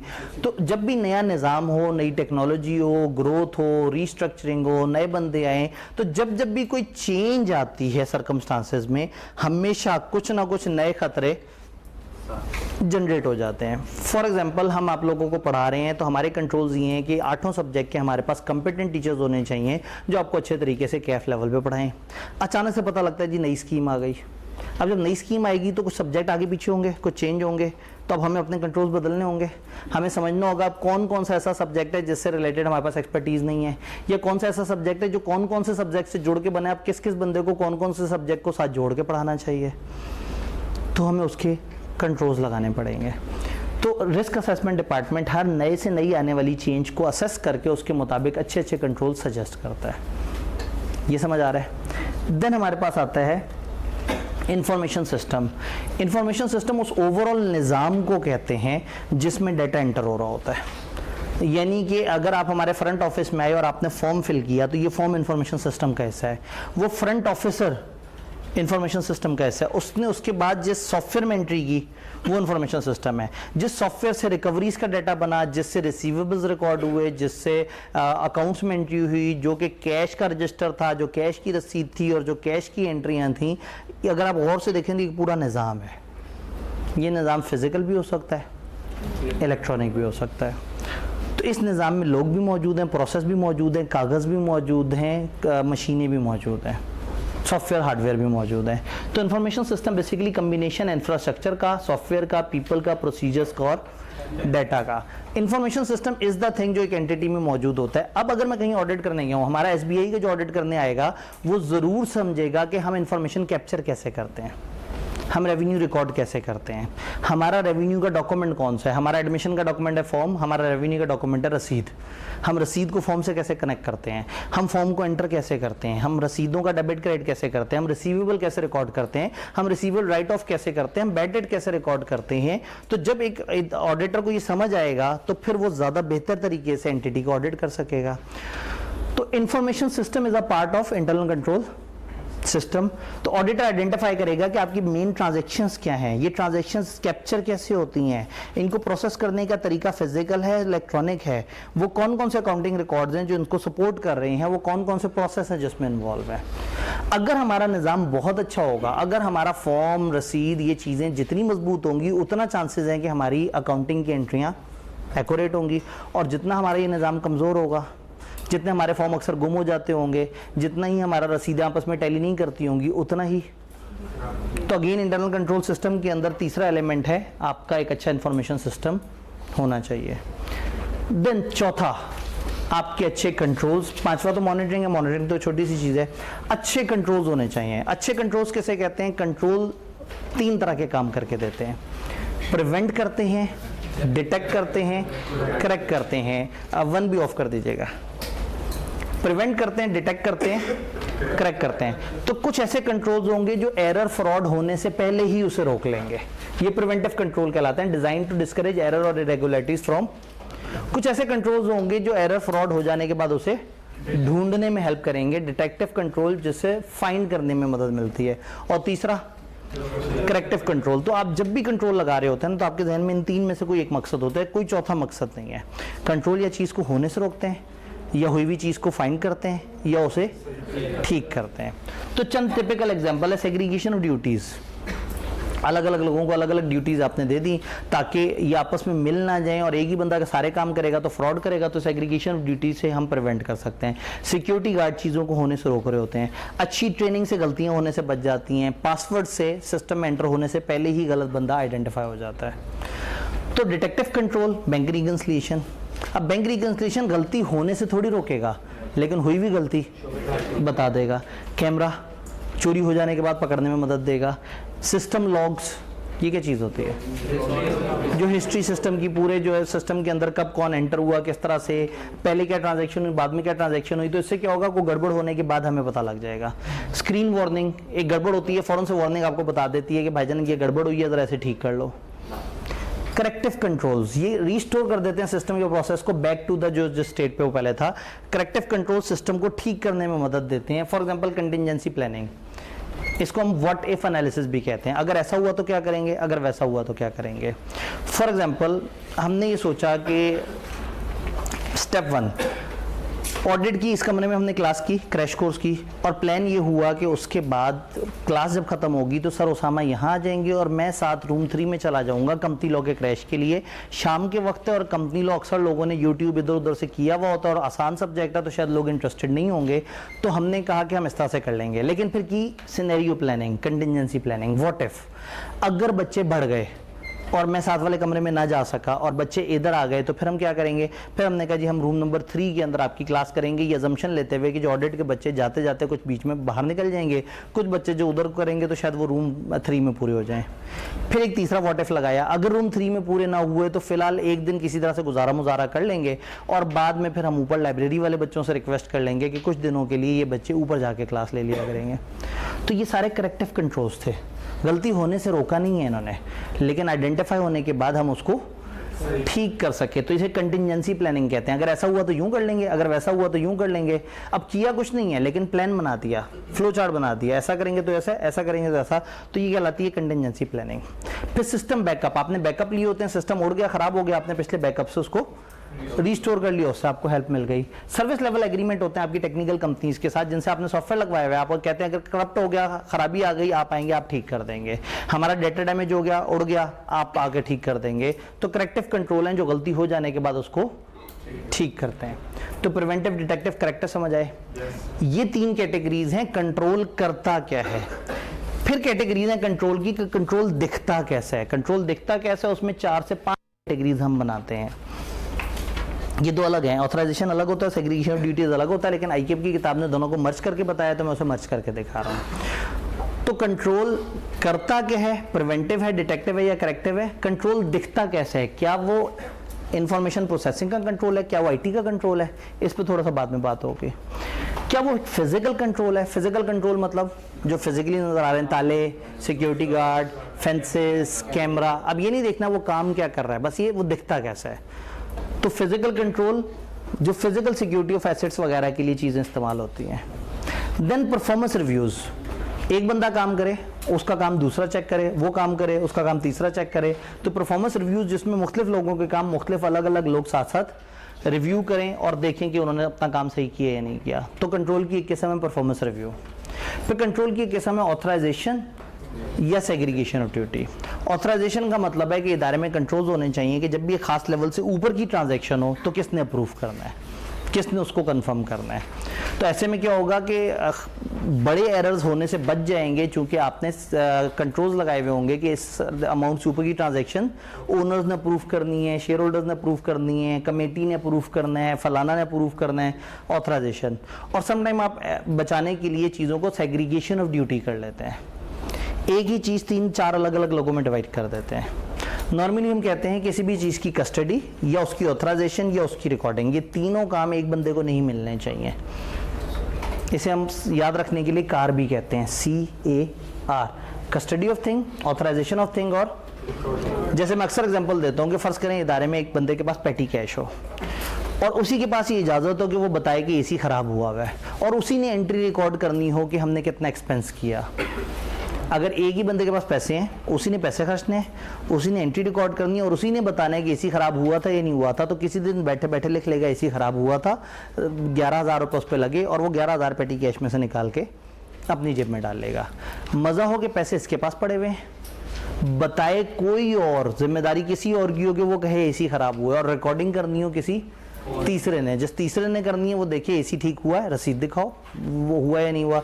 जिसने पैसे निकलवाने हैं, जब वो आके कहेगा मुझे पैसे दो, तो कहेगा किस बात पे, रसीद तो दिखाओ, फलाना चीज़ तो दिखाओ। तो जब एक काम 3 अलग अलग लोग डिवाइड कर रहे होंगे तो फिर बहुत ज़्यादा गुमान है कि वो एरर फ्रॉड होने से बच जाएगा, अनलेस कि वो तीनों दोस्त बन जाए, कोलूजन हो जाए।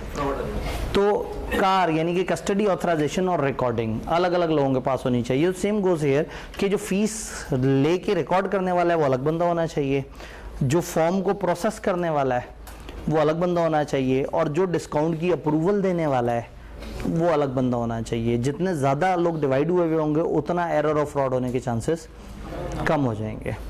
ये बात समझ आई। तो कंट्रोल दिखने में कैसा है, 4 कैटेगरीज, ये इसमें 2 कैटेगरी हैं, ऑथराइजेशन अलग है और सेग्रीगेशन ऑफ ड्यूटीज अलग है। और कंट्रोल एक्शन में क्या कर रहा था, वो 3 चीज़ें जो हमने अभी जिस पे बात नहीं की वो है एप्लीकेशन और general control. Application general control पे थोड़ा सा ठहर के बात करते हैं। अब हम कंपोनेंट्स के 5वें एलिमेंट की बात करें, मॉनिटरिंग। मॉनिटरिंग इससे पहले भी हमने पढ़ा था कहीं, कहाँ पढ़ा था, चैप्टर 2 ISA 220। हमने कहा एक मॉनिटरिंग का सिस्टम होना चाहिए जो देखिए बाकी सारे जो क्वालिटी प्रपोजिशन है वो पूरे हो रहे हैं नहीं हो रहे, कंटिन्यूस देखते रहें और जहाँ गड़बड़ हो फौरन से आइडेंटिफाई करें और बताएं कि इसमें क्या ठीक हो सकता है। तो इंटरनल कंट्रोल सिस्टम बहुत अच्छा काम करेगा अगर वहाँ एक अच्छी मॉनिटरिंग होगी। अच्छी मॉनिटरिंग का मतलब है वो साथ साथ आइडेंटिफाई करते रहें कि क्या गड़बड़ हो रही है और साथ साथ देखते रहें कि क्या कंट्रोल एनवायरनमेंट मजबूत है, क्या कंट्रोल एक्टिविटीज़ अच्छी हैं, क्या इन्फॉर्मेशन सिस्टम सही काम कर रहा है, क्या रिस्क असेसमेंट वाले कंट्रोल्स बना रहे हैं। तो एक मॉनिटरिंग का सिस्टम होना चाहिए। हमारा जो इंटरनल ऑडिटर भाई है बेसिकली वो मॉनिटरिंग के विंग के अंदर आता है, वो डिपार्टमेंट जो बाकी के सारे डिपार्टमेंट सही काम कर रहे हैं या नहीं कर रहे हैं। यहाँ तक क्लियर। तो इंटरनल कंट्रोल के कंपोनेंट्स ICAP इस चैप्टर में अक्सर क्रैमिंग में पूछ लेता है कि जरा वो कंपोनेंट्स बताओ। समटाइम वो पूछ लेता है कंट्रोल एनवायरनमेंट और कंट्रोल एक्टिविटीज़ को हमें बता दो। तो अब हमें ये कंपोनेंट समझ आ गए। अब हम चलते हैं IT बेस उसकी तरफ, जिसमें हमने बात किया था कि हमारे कुछ इंफॉर्मेशन सिस्टम के इंफॉर्मेशन प्रोसेसिंग के एप्लीकेशन कंट्रोल्स होंगे और जनरल कंट्रोल्स होंगे। अब हम सारी बात IT की करते हैं। IT कंट्रोल्स के अंदर जनरल कंट्रोल्स और एप्लीकेशन कंट्रोल्स। जनरल कंट्रोल्स 1 दबा दीजिएगा, जज़ाकल्लाह। जनरल कंट्रोल्स ओवरऑल कंट्रोल्स को कहते हैं, एप्लीकेशन कंट्रोल यूनिट लेवल के कंट्रोल्स को कहते हैं। जनरल कंट्रोल्स ये हैं कि ओवरऑल निज़ाम अच्छा होना चाहिए, मसलन ओवरऑल अच्छा सॉफ्टवेयर होना चाहिए, अच्छे कंपिटेंट लोग होने चाहिए, उनकी ट्रेनिंग होनी चाहिए, उस पर अच्छे पासवर्ड लगे हुए होने चाहिए, उसमें गलत डाटा एंटर करने से रोकने के रूल्स होने चाहिए, ऑथराइज लोग ही उस सॉफ्टवेयर में चेंजेस कर सकते हों और जब भी चेंजेस हों या जब भी सॉफ्टवेयर बने उसकी प्रॉपर डॉक्यूमेंटेशन होनी चाहिए। तो ये बन जाएंगे जनरल। हमने ये नहीं कहा एंट्री करते वक्त के क्या कंट्रोल्स, हमने ये नहीं कहा कि प्रिंट निकलवाते वक्त के क्या कंट्रोल, हमने कहा ओवरऑल कंट्रोल्स। तो जनरल कंट्रोल्स क्या हैं, ओवरऑल कंट्रोल्स।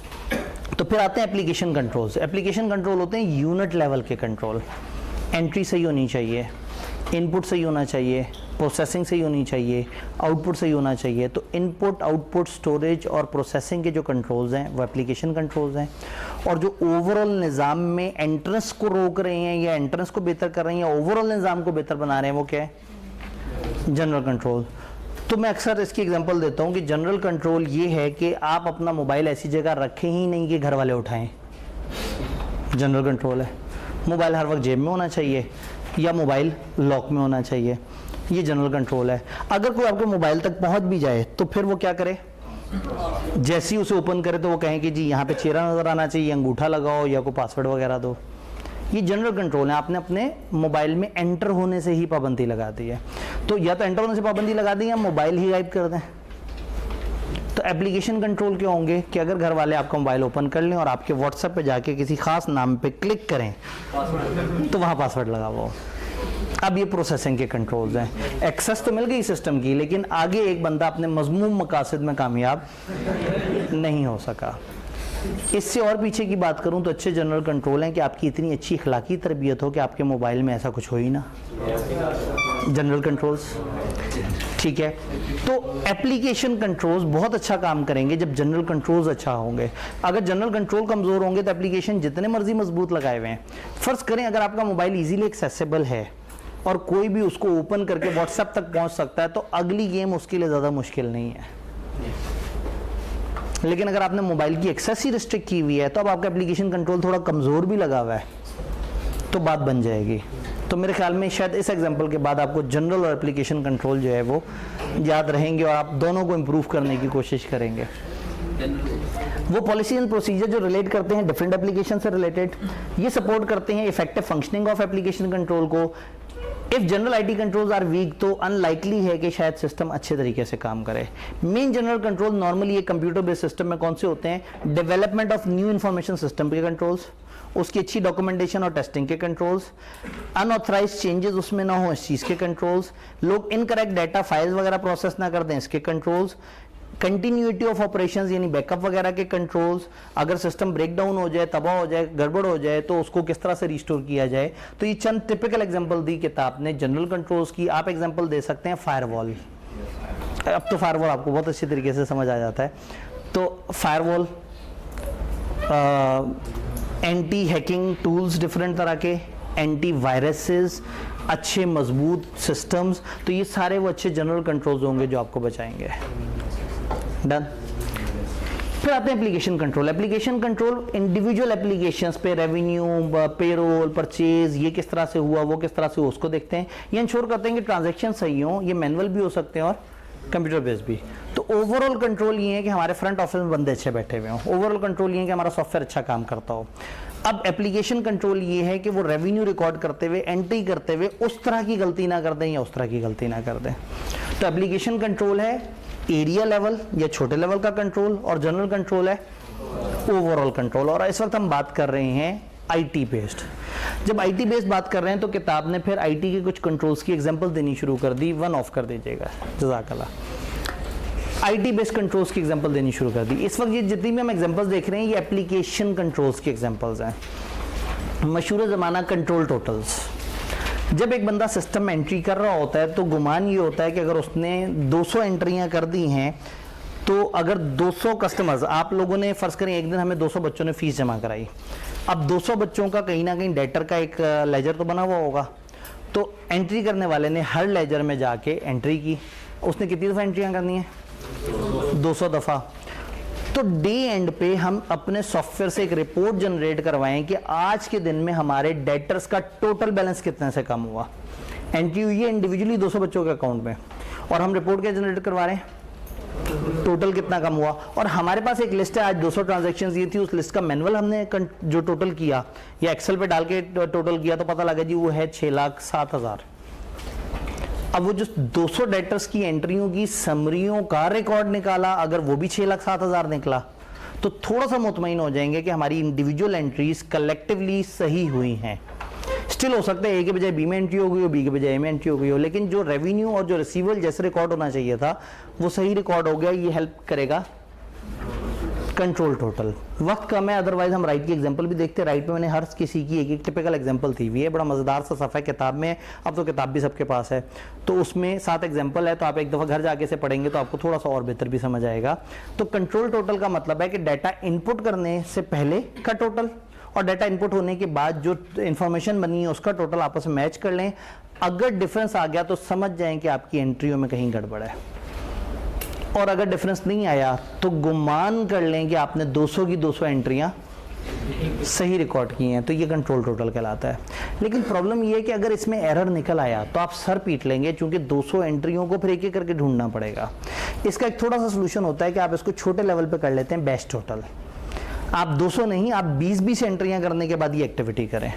जब आप सारे उसको बैचेस में डिवाइड कर देंगे और बैच पे ये वाली चीज़ चेक करेंगे तो वो कहलाएगा बैच टोटल। ये फॉर्म ऑफ कंट्रोल टोटल है, लेकिन ये बैच वाइज है। तो आपने 20-20 एंट्रियां की और उसके बाद उन 20 का टोटल और जितना 20 का टोटल था यहाँ मैनुअल, उसको आपस में मैच कर लिया, ओके, फिर आगे चले, ताकि अगर कभी एरर निकले तो उन 20 में चेक करें रादर देन 200 में ढूंढें। देन एक मशहूर एग्जिस्टेंस चेक, रेंज चेक। अगर आपका एक एंट्री करने वाला ऑफिसर जो है वो सिस्टम में एंट्री कर रहा है, कोड्स की एंट्री कर रहा है, तो कहीं ऐसा कोड ना एंटर कर दे जो एग्जिस्ट ही ना करता हो। फॉर एग्जाम्पल, आप लोगों में से किसी ने फीस दी, आपका एक CRN नंबर है, हमने CRN नंबर डाला, एंटर किया, अगर वो CRN सिस्टम में पहले से एज अ स्टूडेंट एंटर ही नहीं हुआ क्योंकि हमारे बंदे से हो सकता है कोई गलती हो गई एंटर करते हुए, तो सिस्टम फौरन से ऑन स्क्रीन प्रॉम्प्ट दे, शोर मचाए, चीख मारे और कहे कि नहीं जी मसला हुआ है, देखा तो पता लगा कि हमसे एंटर करते हुए गलती हुई। तो एग्जिस्टेंस चेक सिस्टम में सिर्फ उसी कोड को एक्सेप्ट करता है जो कोड आपने ऑलरेडी सिस्टम को स्टोर कराया हुआ होता है। फिर इसमें एक रेंज चेक होता है कि फॉर एग्जांपल हमने एसेट्स का रेंज बनाया हुआ है, कोड्स बनाए हुए हैं, 4000 से 5000 के दरमियान के कोड हैं, एसेट्स के हैं, कोई कुर्सियों का कोड है, कोई स्पीकर का कोड है, कोई एसीओ का कोड है, कोई प्रोजेक्टर का कोड है, ये हमने अलग अलग तरह के कोड दिए हुए हैं। और फिर हम लोगों ने स्टूडेंट्स को कोड दिए हुए हैं, फर्ज करें 1000 से 2000 के दरमियान, हमने फलाना चीज़ को कोड दिए हैं वहाँ से वहाँ। तो जब भी कोई एंट्री करे एसेट की तो उसका कोड जो है वो कोड नंबर 4000 से कोड नंबर 5000 मान होना चाहिए। तो हमने पीछे एक रेंज चेक लगाया हुआ है, जैसे ही कोई एसेट्स में एंट्री करे और उसका कोड उस रेंज में ना आ रहा हो, वो फौरन से शोर मचा देगा। ये रेंज चेक है। ऑन स्क्रीन प्रॉम्प्ट वही बात है कि स्क्रीन पे एक वार्निंग सी आ जाए कि आपने कुछ गलत किया है। फिर एक सीरियल नंबर चेक भी होता है, सीक्वेंस चेक भी होता है। अगर आप सीरियल वाइज फॉर्म एंटर कर रहे हैं, फॉर्म नंबर 1 से लेके 200 तक, तो आपने सिस्टम को बताना है कि सीरियल चेक ऑन कर दो। तो क्या होगा, आपके पास 200 फॉर्म है, आप एंटर करते जा रहे हैं, पहला फॉर्म दूसरा फॉर्म करते करते 17वां फॉर्म एंटर किया, उसके बाद 18वां देख रहे थे, फिर आपने कहा हाँ इसको एंटर करता हूँ, अगले पे क्या एंट्री है, और अचानक से गलती से आपने 19वां उठा के एंटर कर दिया। जैसे ही आपने 19 लिख के एंटर दबाया, उसने फौरन से शोर मचाया, भाईजान 1 मिनट, आपने 17 किया था, 18 कहाँ गया। तो सीक्वेंस चेक भी होता है। फिर समटाइम डुप्लीकेट चेक भी होता है। आप फॉर्म नंबर 17 की एंट्री की, आपने फिर से एंट्री अगली जो की उसमें फिर से फॉर्म 17 लिखा, उसने एकदम से शोर मचाया कि ये आप दोबारा कर रहे हो, चेक कर लो ये गलती है या आप जान के दोबारा से एंट्री कर रहे हो। तो ये सारी IT बेस्ड कंट्रोल्स की एग्जांपल हैं जिसमें हम डिफरेंट तरह के टूल्स लगा के अपने आप को महफूज करने की कोशिश कर रहे होते हैं। बात समझ आई? बट इसमें सबसे ज़्यादा खतरा अभी भी है कि अगर आपसे एक कोड में ट्रांसपोजिशन हो जाए, ट्रांसपोजिशन समझते हैं, 2 लेटर्स आसपास के आगे पीछे हो जाएं, तो हो सकता है कि जब वो लेटर्स आगे पीछे हों तो आपका कोड था 4537 और आपने कर दिया 4573, तो रेंज को भी शायद मसला ना हो, क्योंकि रेंज तो 4000 से 5000 के दरमियान है, और शायद एग्जिस्टेंस को भी मसला ना हो क्योंकि जो नंबर गलती से आपने एंटर कर दिया वो भी सिस्टम में मौजूद हो। तो इस मसले का हल निकालने के लिए हम जाते हैं अपने सबसे ताकतवर कंट्रोल की तरफ, चेक डिजिट। चेक डिजिट में आप क्या करते हैं, चेक डिजिट में आप एक एक्स्ट्रा डिजिट ऐड कर देते हैं अपने तमाम कोड्स में, अपने कोड की तरतीब को महफूज करने के लिए। 2 स्टेजेस हैं, पहले में चेक डिजिट क्रिएट होगा और दूसरे में आप इसकी एंट्री करेंगे। चेक डिजिट क्रिएट होगा से क्या मुराद है, फॉर एग्जाम्पल आपके पास एक कोड है, मैं यहीं एग्जाम्पल से वो कर लेता हूँ। फर्स्ट करें, एक स्टूडेंट का रोल नंबर है 3467, ठीक, 67 मतलब जो है ना 3467 हमारा स्टूडेंट का रोल नंबर है। अब हमें डर ये है कि अगर हमने 4 और 6 आगे पीछे कर दिया तो हो सकता है वो भी किसी का रोल नंबर हो। तो हमने सिस्टम को पहली दफ़ा अपने तमाम रोल नंबर उठा के दे दिए और सिस्टम से कहा ज़रा इसके चेक डिजिट निकाल दो। सिस्टम क्या करेगा, पीछे किसी न किसी फार्मूले पे काम कर रहा होगा। हमारी किताब ने एग्जांपल दी है मॉड्यूलस 11 की। रेगुलर क्लास में तो हमने बहुत सारे और मॉड्यूल्स भी देखे थे, उसकी एग्जांपल्स भी देखी थी कि 5 भी है, 9 भी है, हर नंबर के अपने अपने जादू हैं। लेकिन फिलहाल हम जो एग्जांपल देख रहे हैं वो मॉड्यूलस 11 की है। मॉड्यूलस 11 एक ऐसा फ्रेमवर्क है जो तमाम नंबर्स को 11 के मल्टीपल पे ले आता है। तो होगा ये कि जब हम सिस्टम को पहली दफ़ा कहेंगे ना कि मेरा कोड है 3 4 6 7, वो उसे रखेगा, यहाँ एक 5वें चेक डिजिट की ऑप्शन रखेगा। 5 है, इसको 5 से मल्टीप्लाई करेगा, इसको 4 से, इसको 3 से, इसको 2 से और इसको 1 से। ये जवाब आ गए 15 16 18 14। जिसने 1 से मल्टीप्लाई होना है अभी हमें नहीं पता वो कितना है। इन चारों को ऐड किया, जवाब आया 63। अब हमने देखना है 63 से नेक्स्ट सबसे करीबी 11 पे डिवाइड होने वाला कौन सा नंबर है। तो 66 ऐसा है जो 11 पे पूरा डिवाइड होता है। तो अगर 63 में 3 ऐड हो जाए तो अगर यहाँ 3 लिखा होता और 3 1 से मल्टीप्लाई होता, जवाब 3 आता। तो जब मैं अपने सिस्टम को कहूँगा ना 3 4 6 7 मेरा कोड है, वो उसको प्रोसेस करेगा और मुझे फ़ौरन से कह देगा लो जी तुम हमेशा अपने इस 4 डिजिट के साथ एक 5वां डिजिट ऐड किया करना 3। अब हम रोल नंबर जब भी एंटर किया करेंगे वो होगा 3 4 6 7 3। नॉर्मली इसको सेग्रीगेट करने के लिए एक हाइफन लगा दिया जाता है में, ताकि पता लग जाए कि हाँ भाई ये सेग्रीगेटेड है। अब क्या होगा, मैंने सारे रोल नंबर सिस्टम को बताया और सिस्टम ने मुझे सबके चेक डिजिट निकाल के दे दिए इस फार्मूले से। अब जिंदगी बड़ी आसान है। जैसे ही मेरा एम्प्लॉई एंटर करेगा रोल नंबर, तो सिस्टम उस रोल नंबर को साइड पे ले जाएगा, उसके सबसे आखिरी नंबर को 1 से, सेकंड को 2 से, 3 से, 4 से, 5 से मल्टीप्लाई करेगा, जवाब निकालेगा, उस जवाब को 11 पे डिवाइड करेगा। अगर वो पूरा डिवाइड हो गया तो मान जाएगा कि कोड सही है। बात समझ रहे हैं? यानी अगर कोड है 3 4 6 7 3, तो उसने इसको 1 से, इसको 2 से, इसको 3 से, इसको 4 से, इसको 5 से मल्टीप्लाई करना है, जवाब को 11 पे डिवाइड करना है, पूरा डिवाइड हो गया, वो मान जाएगा कोड सही है। अब अगर मैंने 4 और 6 आगे पीछे कर दिया तो जिसने 4 से मल्टीप्लाई होना था वो 6 है, 6 बन जाएगा, और जिसने 3 से मल्टीप्लाई होना था ये जवाब बदल जाएगा, ये जवाब बदल जाएगा। 91% चांस है वो दोबारा 11 पे डिवाइड नहीं होगा। इसमें भी एरर मार्जिन है 9% के करीब, समटाइम 11%, समटाइम 9% के करीब एरर मार्जिन है। तो चेक डिजिट से फ़ायदा क्या होता है, आप अपने सारे जो रोल नंबर, सारे जो कोड्स हैं उनके साथ एक एक्स्ट्रा कोड हासिल कर लेते हैं। उससे क्या होता है, कल को अगर कोई कोड एंटर करते हुए आपसे तरतीब आगे पीछे हो गई तो सिस्टम आपको ब्रेक लगा देगा और कहेगा आपने गलती की है। वक्त ज़्यादा होता तो इसकी ज़रूर प्रैक्टिस करते, इसके ऊपर मज़ीद बात करते, लेकिन क्या आपको थीम समझ आ रहा है? पेपर में अगर कभी मूड हुआ उनका लॉजिकल सवाल देने का तो हो सकता है वो आपसे कहें कि कोड है उसके 4 डिजिट ये हैं, ज़रा 5वां चेक डिजिट खुद निकाल दो। और ऐसा भी हो सकता है कि आपसे कहे ये 3 कोड्स हैं, ज़रा मॉड्यूलस 11 के मुताबिक बताओ इनमें से कौन सा कोड गलत है।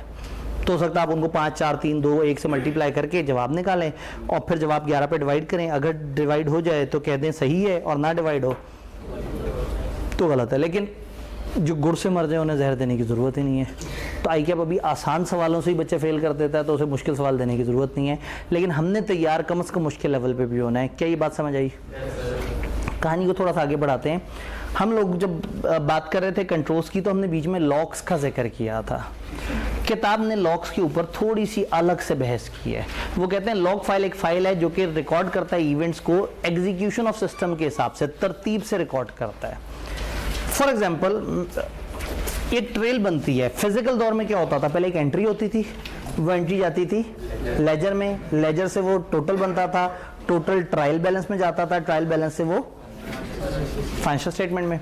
अगर ऑडिटर को यहाँ डेटर की फिगर गलत लग रही है तो हो सकता है ट्रायल में गलत हो, अगर ट्रायल में ठीक है तो हो सकता है टोटल गलत हो, अगर टोटल ठीक है तो हो सकता है लेजर गलत हो, अगर लेजर ठीक है तो हो सकता है एंट्री में मसला हो। इसे कहते हैं ऑडिट ट्रेल बन जाना, सिस्टमैटिक। ये कदमों के निशान है। ऑडिटर अगर ढूंढ रहा है तो वो कदमों के निशानों के साथ चलते चलते चला जाएगा। तो ये एक ऑडिट ट्रेल बनी हुई है। प्रॉब्लम ये है कि ये फिजिकल दौर में मौजूद है, ऑनलाइन दौर में नहीं है, इलेक्ट्रॉनिक दौर में नहीं है।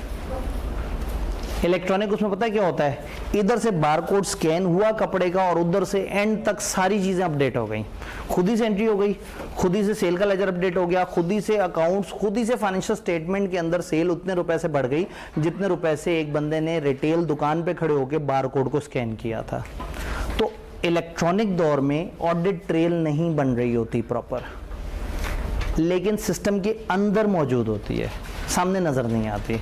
जबकि फिजिकल दौर में आपको एंट्रियाँ अलग जगह नज़र आती हैं, लेजर अलग जगह रखे नज़र आते हैं, ट्रायल अलग जगह पड़ा नज़र आता है, फाइनेंशियल अलग जगह। तो इसका सोल्यूशन फिर हमारे पास है सिस्टम लॉग्स।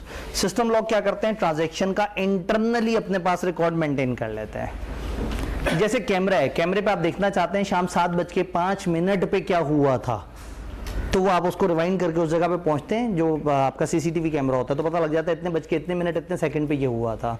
इसी तरह से अटेंडेंस के रजिस्टर, इसी तरह से जब लोग लॉगिन कर रहे होते हैं सिस्टम पे, इसी तरह से आपका अपना गूगल अकाउंट का यूज़, आपका कोई और हर चीज़ के लॉग्स मेंटेन हो रहे होते हैं। तो किताब ने शायद एग्जांपल दी कि कितनों ने लॉगिन किया, लॉगिन आउट किया, वो फेल्ड लॉगिन अटेम्प्ट। समटाइम आपको एक ईमेल आता है कि किसी ने रात इतने बजे इस चीज़ को लॉगिन करने की कोशिश की, ठीक है, आपको अचानक से मेल आएगी कि जी रात 2 बजे आपके माइक्रोसॉफ्ट के अकाउंट को किसी ने जर्मनी से लॉगिन किया।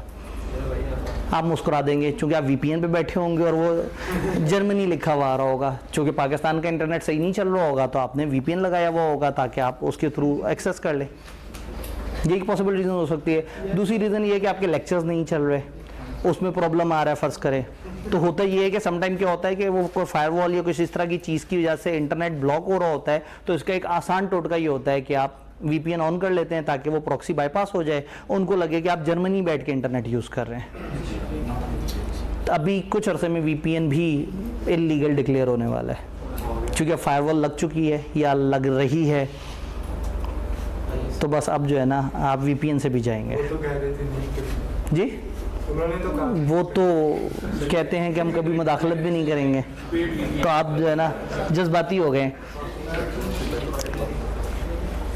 प्रोग्राम में कुछ चेंजेस हैं, कब डाटा अमेंड हुआ था, even black box flight records वगैरह जिसमें होते हैं कि जहाज़ के साइड पे उड़ रहा था, वहाँ पे क्या बातें हो रही थी, वो सारे एयर प्रेशर के क्या सिग्नल थे, डेस्टिनेशन से कितने फासले पे थे, जीपीएस किस पे काम कर रहा था, ब्रॉडबैंड की स्पीड, सीपीयू की स्पीड, कॉल लॉग आपके मोबाइल पे कितने बज के कितने मिनट पे कॉल की थी। तो जब आपको एक दोस्त कहता है मैं तुम्हें कॉल कर रहा था, आपने कहा ना करो मुझे पता ही नहीं, कहते मोबाइल दिखाओ ज़रा, कहते ये देखो ये 4 मेरी मिस कॉल्स आई हुई हैं। तो ये सिस्टम लॉग्स बेसिकली किसी भी चीज़ को सीक्वेंशियल क्रोनोलॉजिकल ऑर्डर में रिकॉर्ड करके एक चीज़ मेंटेन करते हैं।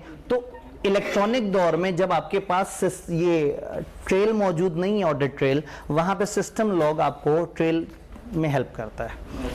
क्योंकि जब आपके पास ये ऑडिट ट्रेल मौजूद हो तो आप वॉक थ्रू टेस्ट करते हैं। आप क्या करते हैं, आपने फॉर एग्जांपल हमारी ऑडिट ट्रेल क्या है, फॉर्म बनेगा, रसीद बनेगी, लेजर में एंट्री होगी, आप पोर्टल में ऐड होंगे, व्हाट्सएप ग्रुप में ऐड होंगे, तो ये एक सीरीज ऑफ इवेंट्स है ना। तो हो सकता है हमारा ऑडिटर आगे 50 बच्चे उठाए और 50 बच्चों पे चेक करे कि क्या उनकी सिस्टम एंट्री हुई थी, उनका व्हाट्सएप क्रिएट हुआ था, उनका ये काम हुआ था, उनका ये काम हुआ था, तो वो हमारा वॉक थ्रू टेस्ट करेगा। तो टेस्ट ऑफ कंट्रोल्स में एक बड़ा मशहूर ज़माना है walk through test. Walk through test में आप पूरे सिस्टम को सीरीज ऑफ ट्रांजैक्शंस में मेजर करते हैं, एक सैंपल उठाते हैं, उसकी बेस पर पूरे सिस्टम को चेक कर रहे होते हैं। डन। कहानी को आगे बढ़ाते हैं। छोटी छोटी सी बातें, कंट्रोल्स की जनरल लिमिटेशंस क्या हैं। ह्यूमन एरर्स आ सकते हैं, आप जितने मर्जी मजबूत कंट्रोल बना लें, इंसान तो इंसान है ना, इंसान से गलती हो जाएगी। हो सकता है ये इतनी कॉस्ट इफेक्टिव ना हो, कंट्रोल की एक कॉस्ट होती है, तो हो सकता है कंट्रोल पे लगने वाली कॉस्ट ज़्यादा और कंट्रोल से आपको उतना ज़्यादा फ़ायदा ना अचीव हो रहा हो, तो बेहतर है कि आप कंट्रोल ना ही लगाएं। कंट्रोल हो सकता है एम्प्लॉइज़ खुद से ओवरराइड कर दें या इग्नोर कर दें, हो सकता है कोलिजन हो जाए जिससे गड़बड़ें हो जाएं। तो जितना मर्जी सिस्टम परफेक्ट हो, कुछ ना कुछ लिमिटेशंस हैं। इस वजह से ऑडिटर जितना मर्जी सिस्टम पर रिलाई कर ले, कहीं ना कहीं वो थोड़े बहुत सब्सटैंटिव प्रोसीजर फिर भी लगाने की ख्वाहिश रखता है। लिमिटेशन समझ आ रहे हैं।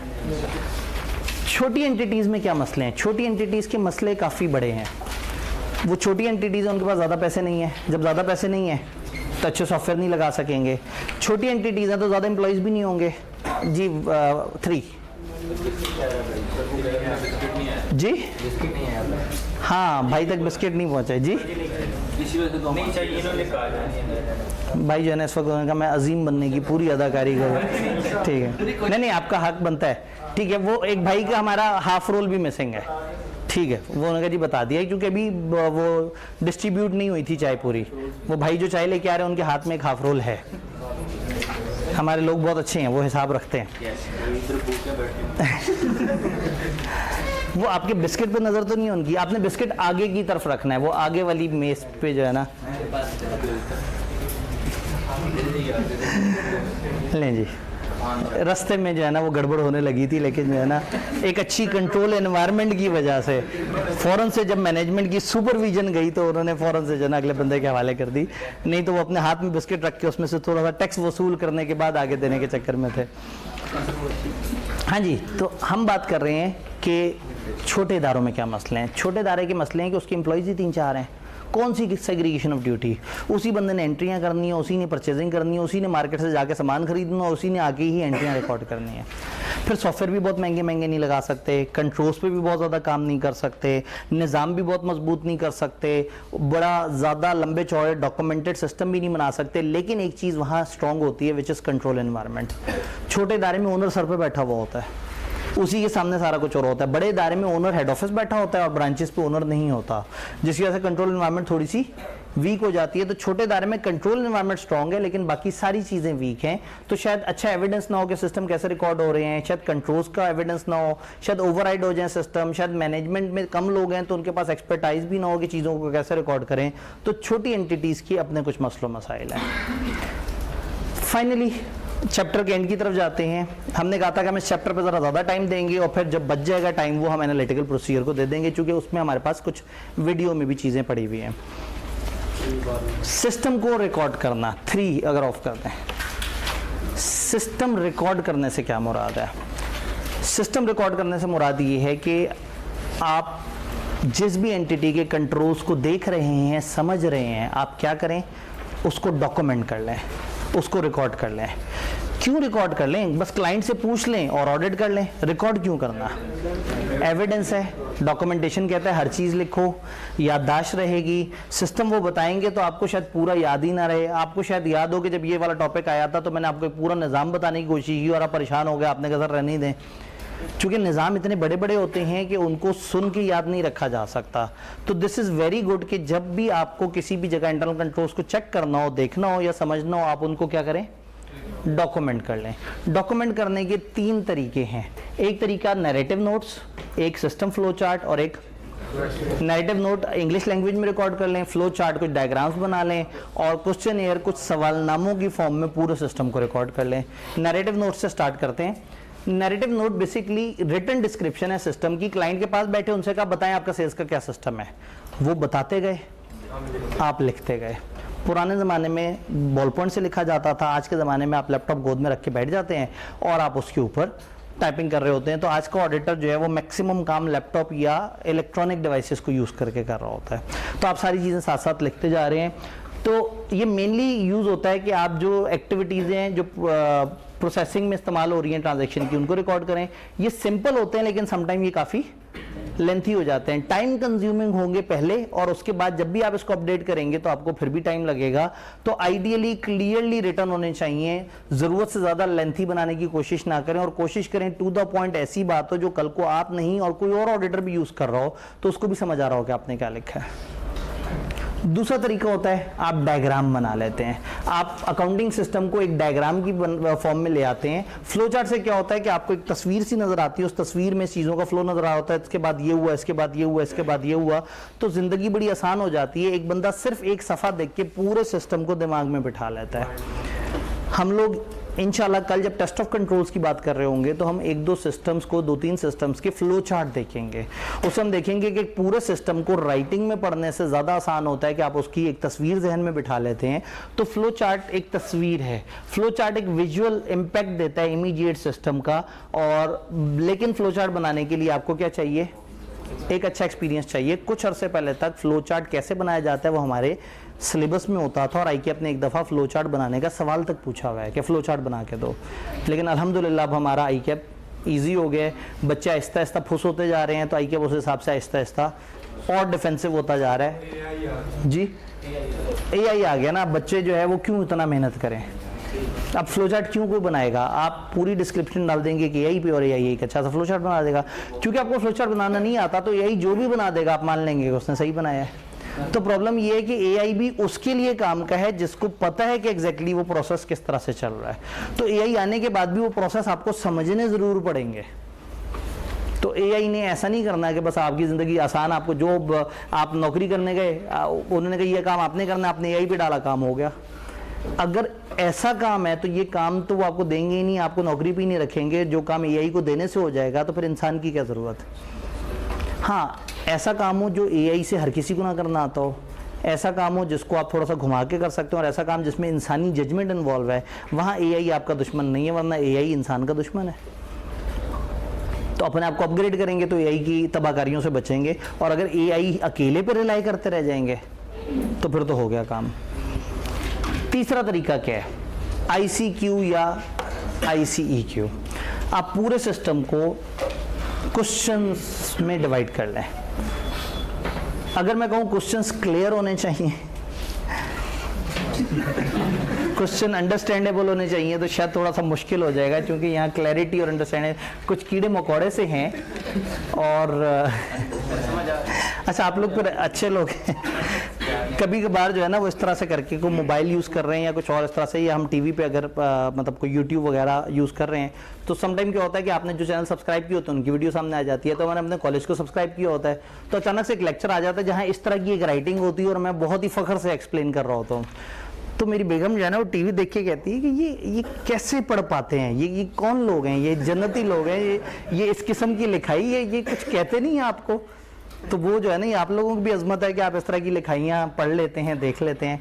जब पहले मुझे बड़ी गिल्ट फीलिंग होती थी कि मेरी लिखाई जो है वो काफ़ी गंदी है, और मैं अपना अक्सर मेरे आंखों के सामने से कुछ वीडियो गुजरती थी तो कुछ टीचर पढ़ा रहे होते तो ऐसी नफीस ज़बरदस्त राइटिंग बोर्ड पे होती थी, मैं कहता था इतना प्यारी राइटिंग मैं नहीं कर सकता। फिर बाद में किसी बच्चे ने बताया कि सर वो भी नहीं करते, वो टीए को कहते हैं, और टीए आगे वो प्यारी सी राइटिंग पहले कर देता है। फिर मेरा हौसला बढ़ा, फिर उसने कहा नहीं सर मैं आपको राइटिंग दिखाता हूँ। उसने फिर एक वीडियो खोल के दिखाया तो एक जगह बड़ी खूबसूरत लिखाई थी, थोड़ा साइड पे जाके वो साहब खुद भी लिख रहे थे, तो वो अल्हम्दुलिल्लाह तकरीबन मेरी जैसी राइटिंग थी। तो मुझे बड़ा हौसला हो गया, मैं इसका मतलब है जितने भी अजीम आदमी हैं उनकी राइटिंग उसी तरह से ही ख़राब है। तो ज़्यादातर लोगों की राइटिंग ऐसी है, तो बस समझ आना चाहिए। तो खैर ये तो असल में इलेक्ट्रॉनिक लिखाई है, ये मैंने बोर्ड पे नहीं लिखा, ये एक इलेक्ट्रॉनिक डिवाइस पे लिखा था, ऊपर से आपको दिखाने के लिए इसको बोल्ड करके इसको ब्लैक कलर कर दिया, तो वैसे नहीं समझ आ रही, लेकिन इंशाल्लाह मैं बताऊंगा और आपको समझ आता चला जाएगा। ICQ ICEQ, internal control questionnaire, internal control evaluation questionnaire. पूरे सिस्टम को रिकॉर्ड करने का आसान तरीन तरीका ये नहीं है कि आप क्लाइंट के पास जाएं, कहें जरा अपना निज़ाम बताओ, जो निज़ाम बताते जाएं आप लिखते जाएं। जब आपको पता है कि हर तरह के निज़ाम में कुछ टिपिकल प्रोसीजर्स होते हैं, जैसे मैं अपनी क्लास के स्टूडेंट्स को 1-3 दबा दीजिएगा जी। जब मैं अपनी क्लास के स्टूडेंट्स को कहता हूं कि मैं आपको एक सिस्टम बताता हूं कि एक बच्चा आया और उसने कॉलेज से पूछा जी मैंने ये क्लास पढ़नी है, उन्होंने कहा फलाना कमरे में चले जाओ, क्लास हो रही है, 1.5 महीने बाद आके बैठ के फीस तय कर लेना और पैसे दे देना।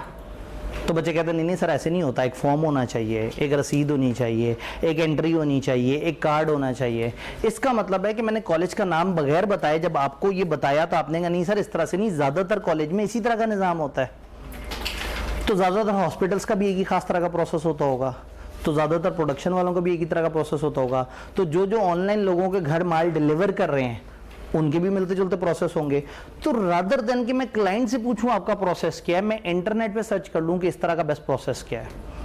इंटरनेट पे बने बनाए सवालनामे मिलते हैं और वो सवालनामे लेके मैं क्लाइंट के पास पहुंचूं और मैं क्लाइंट से एक एक करके सवाल पूछने की कोशिश करूं कि ये चीज़ कैसे और ये चीज़ कैसे है। G3 तो मैं उनके पास आके कहूं हाँ क्या आप बच्चों से एडमिशन फॉर्म फिल करवाते हैं, यस या नो, उन्होंने कहा यस। क्या कैश इनवॉइस लेते हैं, हाँ जी। क्या कार्ड क्रिएट करते हैं, नहीं जी। क्या रिकवरी शीट होती है, हाँ। क्या डोर एंट्री पे कोई मैनुअल कंट्रोल्स, कोई मैनुअली बंदा खड़ा होता है, यस। क्या डोर एंट्री पे कोई बायोमेट्रिक होता है, नहीं।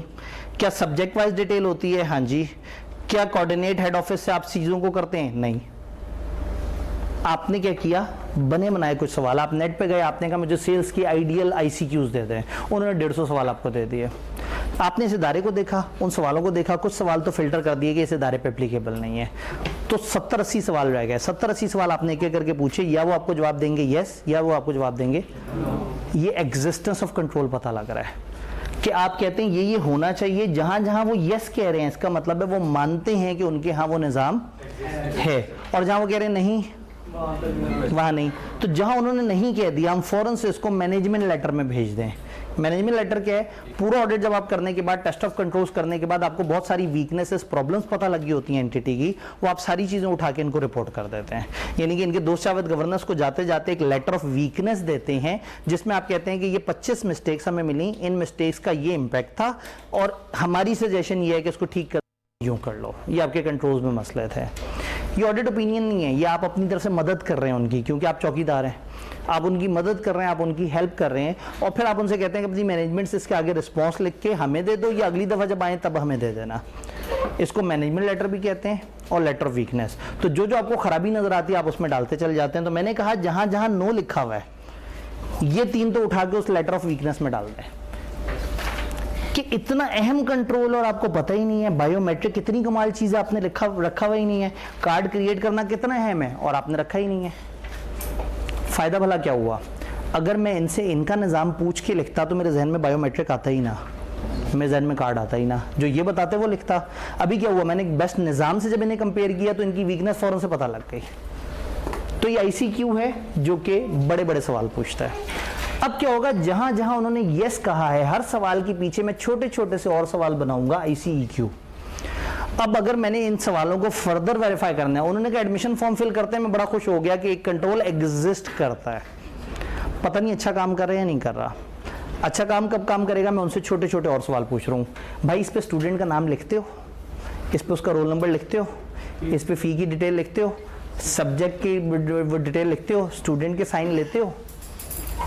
फिर उन्होंने मुझे यस यस नो नो बताना शुरू कर दिया। जो उसमें नो उन्होंने कहा, मैंने फिर लेटर ऑफ वीकनेस में डाल दिया कि भाई ये अच्छा कंट्रोल था लेकिन इफेक्टिव नहीं है, क्योंकि बच्चे की फ़ी की डिटेल तो ली ही नहीं इन्होंने। और जहां जहां उन्होंने यस बता दिया, मैं समझ गया कि इनके यहाँ ये 4 चीज़ें होती हैं। अब ज़िंदगी आसान है।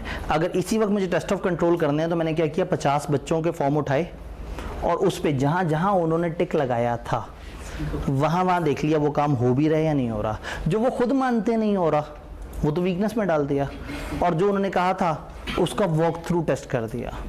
फॉर एग्जांपल सवाल ये था कि रिकवरी की शीट होती है, हाँ जी, मैंने अब उसके मजीद छोटे सवाल बना लिए। क्या फुली अपडेटेड होती है, क्या रोल नंबर आता है, क्या इस पर स्टूडेंट की तस्वीर आती है, कितना इंपॉर्टेंट है। हमने तो आपको एक कार्ड दे दिया कि ये कार्ड आप क्लासमेट होने के लिए इस्तेमाल कर लें, अगर उस पर तस्वीर ही नहीं है तो कोई भी बच्चा कार्ड दिखा के जल्दी में 100-150 बच्चा खड़ा हुआ है वो दिखाएगा और जल्दी से अंदर एंटर हो जाएगा। तो कंट्रोल मौजूद है लेकिन इफेक्टिव नहीं है। तो आपने क्या किया, ये छोटे छोटे से कुछ ICEQ बना लिए। तो कंट्रोल को अगर आप एग्जिस्टेंस को रिकॉर्ड कर रहे हैं तो वो ICQ कहलाता है, और कंट्रोल की ऑपरेटिंग इफेक्टिवनेस चेक करना चाह रहे हैं तो ICU से मजीद ज़्यादा छोटे और टू द पॉइंट सवाल आप बनाना शुरू कर देते हैं, वो कहलाते हैं ICEQ। ICEQ का फ़ायदा ये है कि ये वाहिद तरीका सिस्टम को डॉक्यूमेंट करने का जिससे टेस्ट ऑफ कंट्रोल भी आप उसी वक्त लगा सकते हैं। वरना क्या होता है, नैरेटिव में आपने रिकॉर्ड अलग किया, टेस्ट ऑफ कंट्रोल वाली टीम बाद में उस पर काम करेगी। फ्लो चार्ट बनाने वाले और हैं और उसको चेक करने वाले और हैं, लेकिन जो ये क्वेश्चंस पूछ रहा है वो उसी वक्त बैठे बैठे लगे हाथों उसका एक एक्स्ट्रा काम भी कर सकता है। वो क्या है, उसके टेस्ट ऑफ कंट्रोल्स लगा सकता है वॉक थ्रू टेस्ट के थ्रू। क्या ये सारा काम हुआ था या नहीं हुआ था। जल्दी से इसकी इंग्लिश पढ़ते हैं और आपके पसंदीदा मरहले की तरफ जाते हैं। ब्रेक। इंटरनल कंट्रोल क्वेश्चन यार, टू एस्टैब्लिश, वन भी ऑफ कर दीजिएगा, जल्दी से इसे देख लेते हैं। To establish whether appropriate control exist. हर क्वेश्चन डील करेगा एक पर्टिकुलर सवाल को जिसका जवाब यस होगा या नो होगा। ICQ यूजुअली इस तरीके से बनाए जाते हैं कि यस का मतलब है कंट्रोल मजबूत है और नो का मतलब है कंट्रोल वीकनेस है। ऑडिटर रिव्यू करेगा यस या नो आंसर को ताकि उसे अंदाजा हो जाए कि ओवरऑल पिक्चर क्या है। क्वेश्चन एक सिंपल चीज है ऑडिटर के लिए कंप्लीट करना, लेकिन सम टाइम क्वेश्चन इतने लेंथी और टाइम कंज्यूमिंग होते हैं कि आप आवाजार हो जाते हैं। चेकिंग ICQ, बजाय इसके कि हर दफा नया ICQ बनाएं, आप पिछली दफा का ICQ पकड़ें, इस दफा की चीजें उसमें अपडेट करें और उसको दोबारा से यूज कर लें। जो पिछली वीकनेस थी अगर वो ठीक हो गई है तो आप उसको दोबारा से उस पर अपडेट कर लें। फिर हमारे पास आता है ICEQ। Idea behind ICEQ to draw up a small number of key control question design to establish क्या कोई मेजर वीकनेस एग्जिस्ट तो नहीं कर रही। ICQ में आप गुड न्यूज देख रहे थे, कंट्रोल मौजूद है, यस। ICEQ में मौजूद होने के बाद अब आप ढूंढना चाह रहे हैं गड़बड़ तो नहीं है, तो you are looking for bad news. ICQ में हम ढूंढना चाह रहे थे गुड न्यूज, और अब जब वहां है कंट्रोल तो अब हम जानना चाह रहे हैं कि क्या वो खराब तो नहीं। ICQ की तरह ICEQ में भी एक शॉर्टर लिस्ट ऑफ क्वेश्चन होती है और उसका आंसर यस या नो होता है। ये अप्रोच टिपिकली ज्यादा छोटा डॉक्यूमेंट बनाती है ICQ से। ICQ ओवरऑल डॉक्यूमेंट, ICEQ छोटे छोटे से एरियाज पे छोटे छोटे से डॉक्यूमेंट्स बन रहे हैं। लेकिन इसका वही डिसएडवांटेज है कि क्वेश्चंस लेस प्रिसाइज हैं और शायद आपको ज्यादा नॉलेज चाहिए होगी, यानी कि ये इतना कि आउटस्टैंडिंग अमाउंट होती है या नहीं होती, ये सवाल को यस या नो में वही समझ सकेगा जिसको पूरा प्रोसेस पता है कि रिकवरी क्या चीज होती है और उसमें आउटस्टैंडिंग अमाउंट लिखना कितनी जरूरी है, वो उस बंदे को ज्यादा समझ आएगा। तो ये प्रॉब्लम ये है कि यहाँ पे टेक्निकल अंडरस्टैंडिंग आपको ज्यादा चाहिए होगी। कौन सा क्वेश्चन है वो करना है, ये एक प्रेफरेंस है ऑडिटर की। अगर आप सिर्फ कंट्रोल्स की मौजूदगी समझना चाह रहे हैं तो आईसीक्यू बहुत है, लेकिन अगर आप उसकी ऑपरेटिंग इफेक्टिवनेस और लगे हाथों उसका टेस्ट ऑफ कंट्रोल भी करना चाह रहे हैं तो आइडियली आपको क्या करना चाहिए, आईसीईक्यू लेवल पे चले जाना चाहिए। तो that was all about this chapter बड़ा है। आईकेप ने यहाँ से ज़्यादातर स्ट्रेट फॉरवर्ड सवाल पूछे हैं, बहुत ही कम हल्के फुल्के लॉजिकल सवाल कि आपको 6-7 कंट्रोल दे दिए और कह दिया जरा बताओ इनमें से प्रिवेंटिव, डिटेक्टिव, करेक्टिव कौन कौन सा है। एक आध दफ़ा आपको सिस्टम दे दी और कहा इस सिस्टम में बताओ आपको कोई इनपुट आउटपुट के कंट्रोल समझ आ रहे हैं या नहीं आ रहे, तो 90% से ज़्यादा क्रैमिंग, यानी मैं इसको नॉलेज बेस में कवर करता हूँ, लेकिन हल्के फुल्के से लॉजिकल सवाल और ड्राफ्टिंग में जाएंगे तो वो हल्के फुल्के तो बाय डिफॉल्ट ही कवर हो जाएंगे।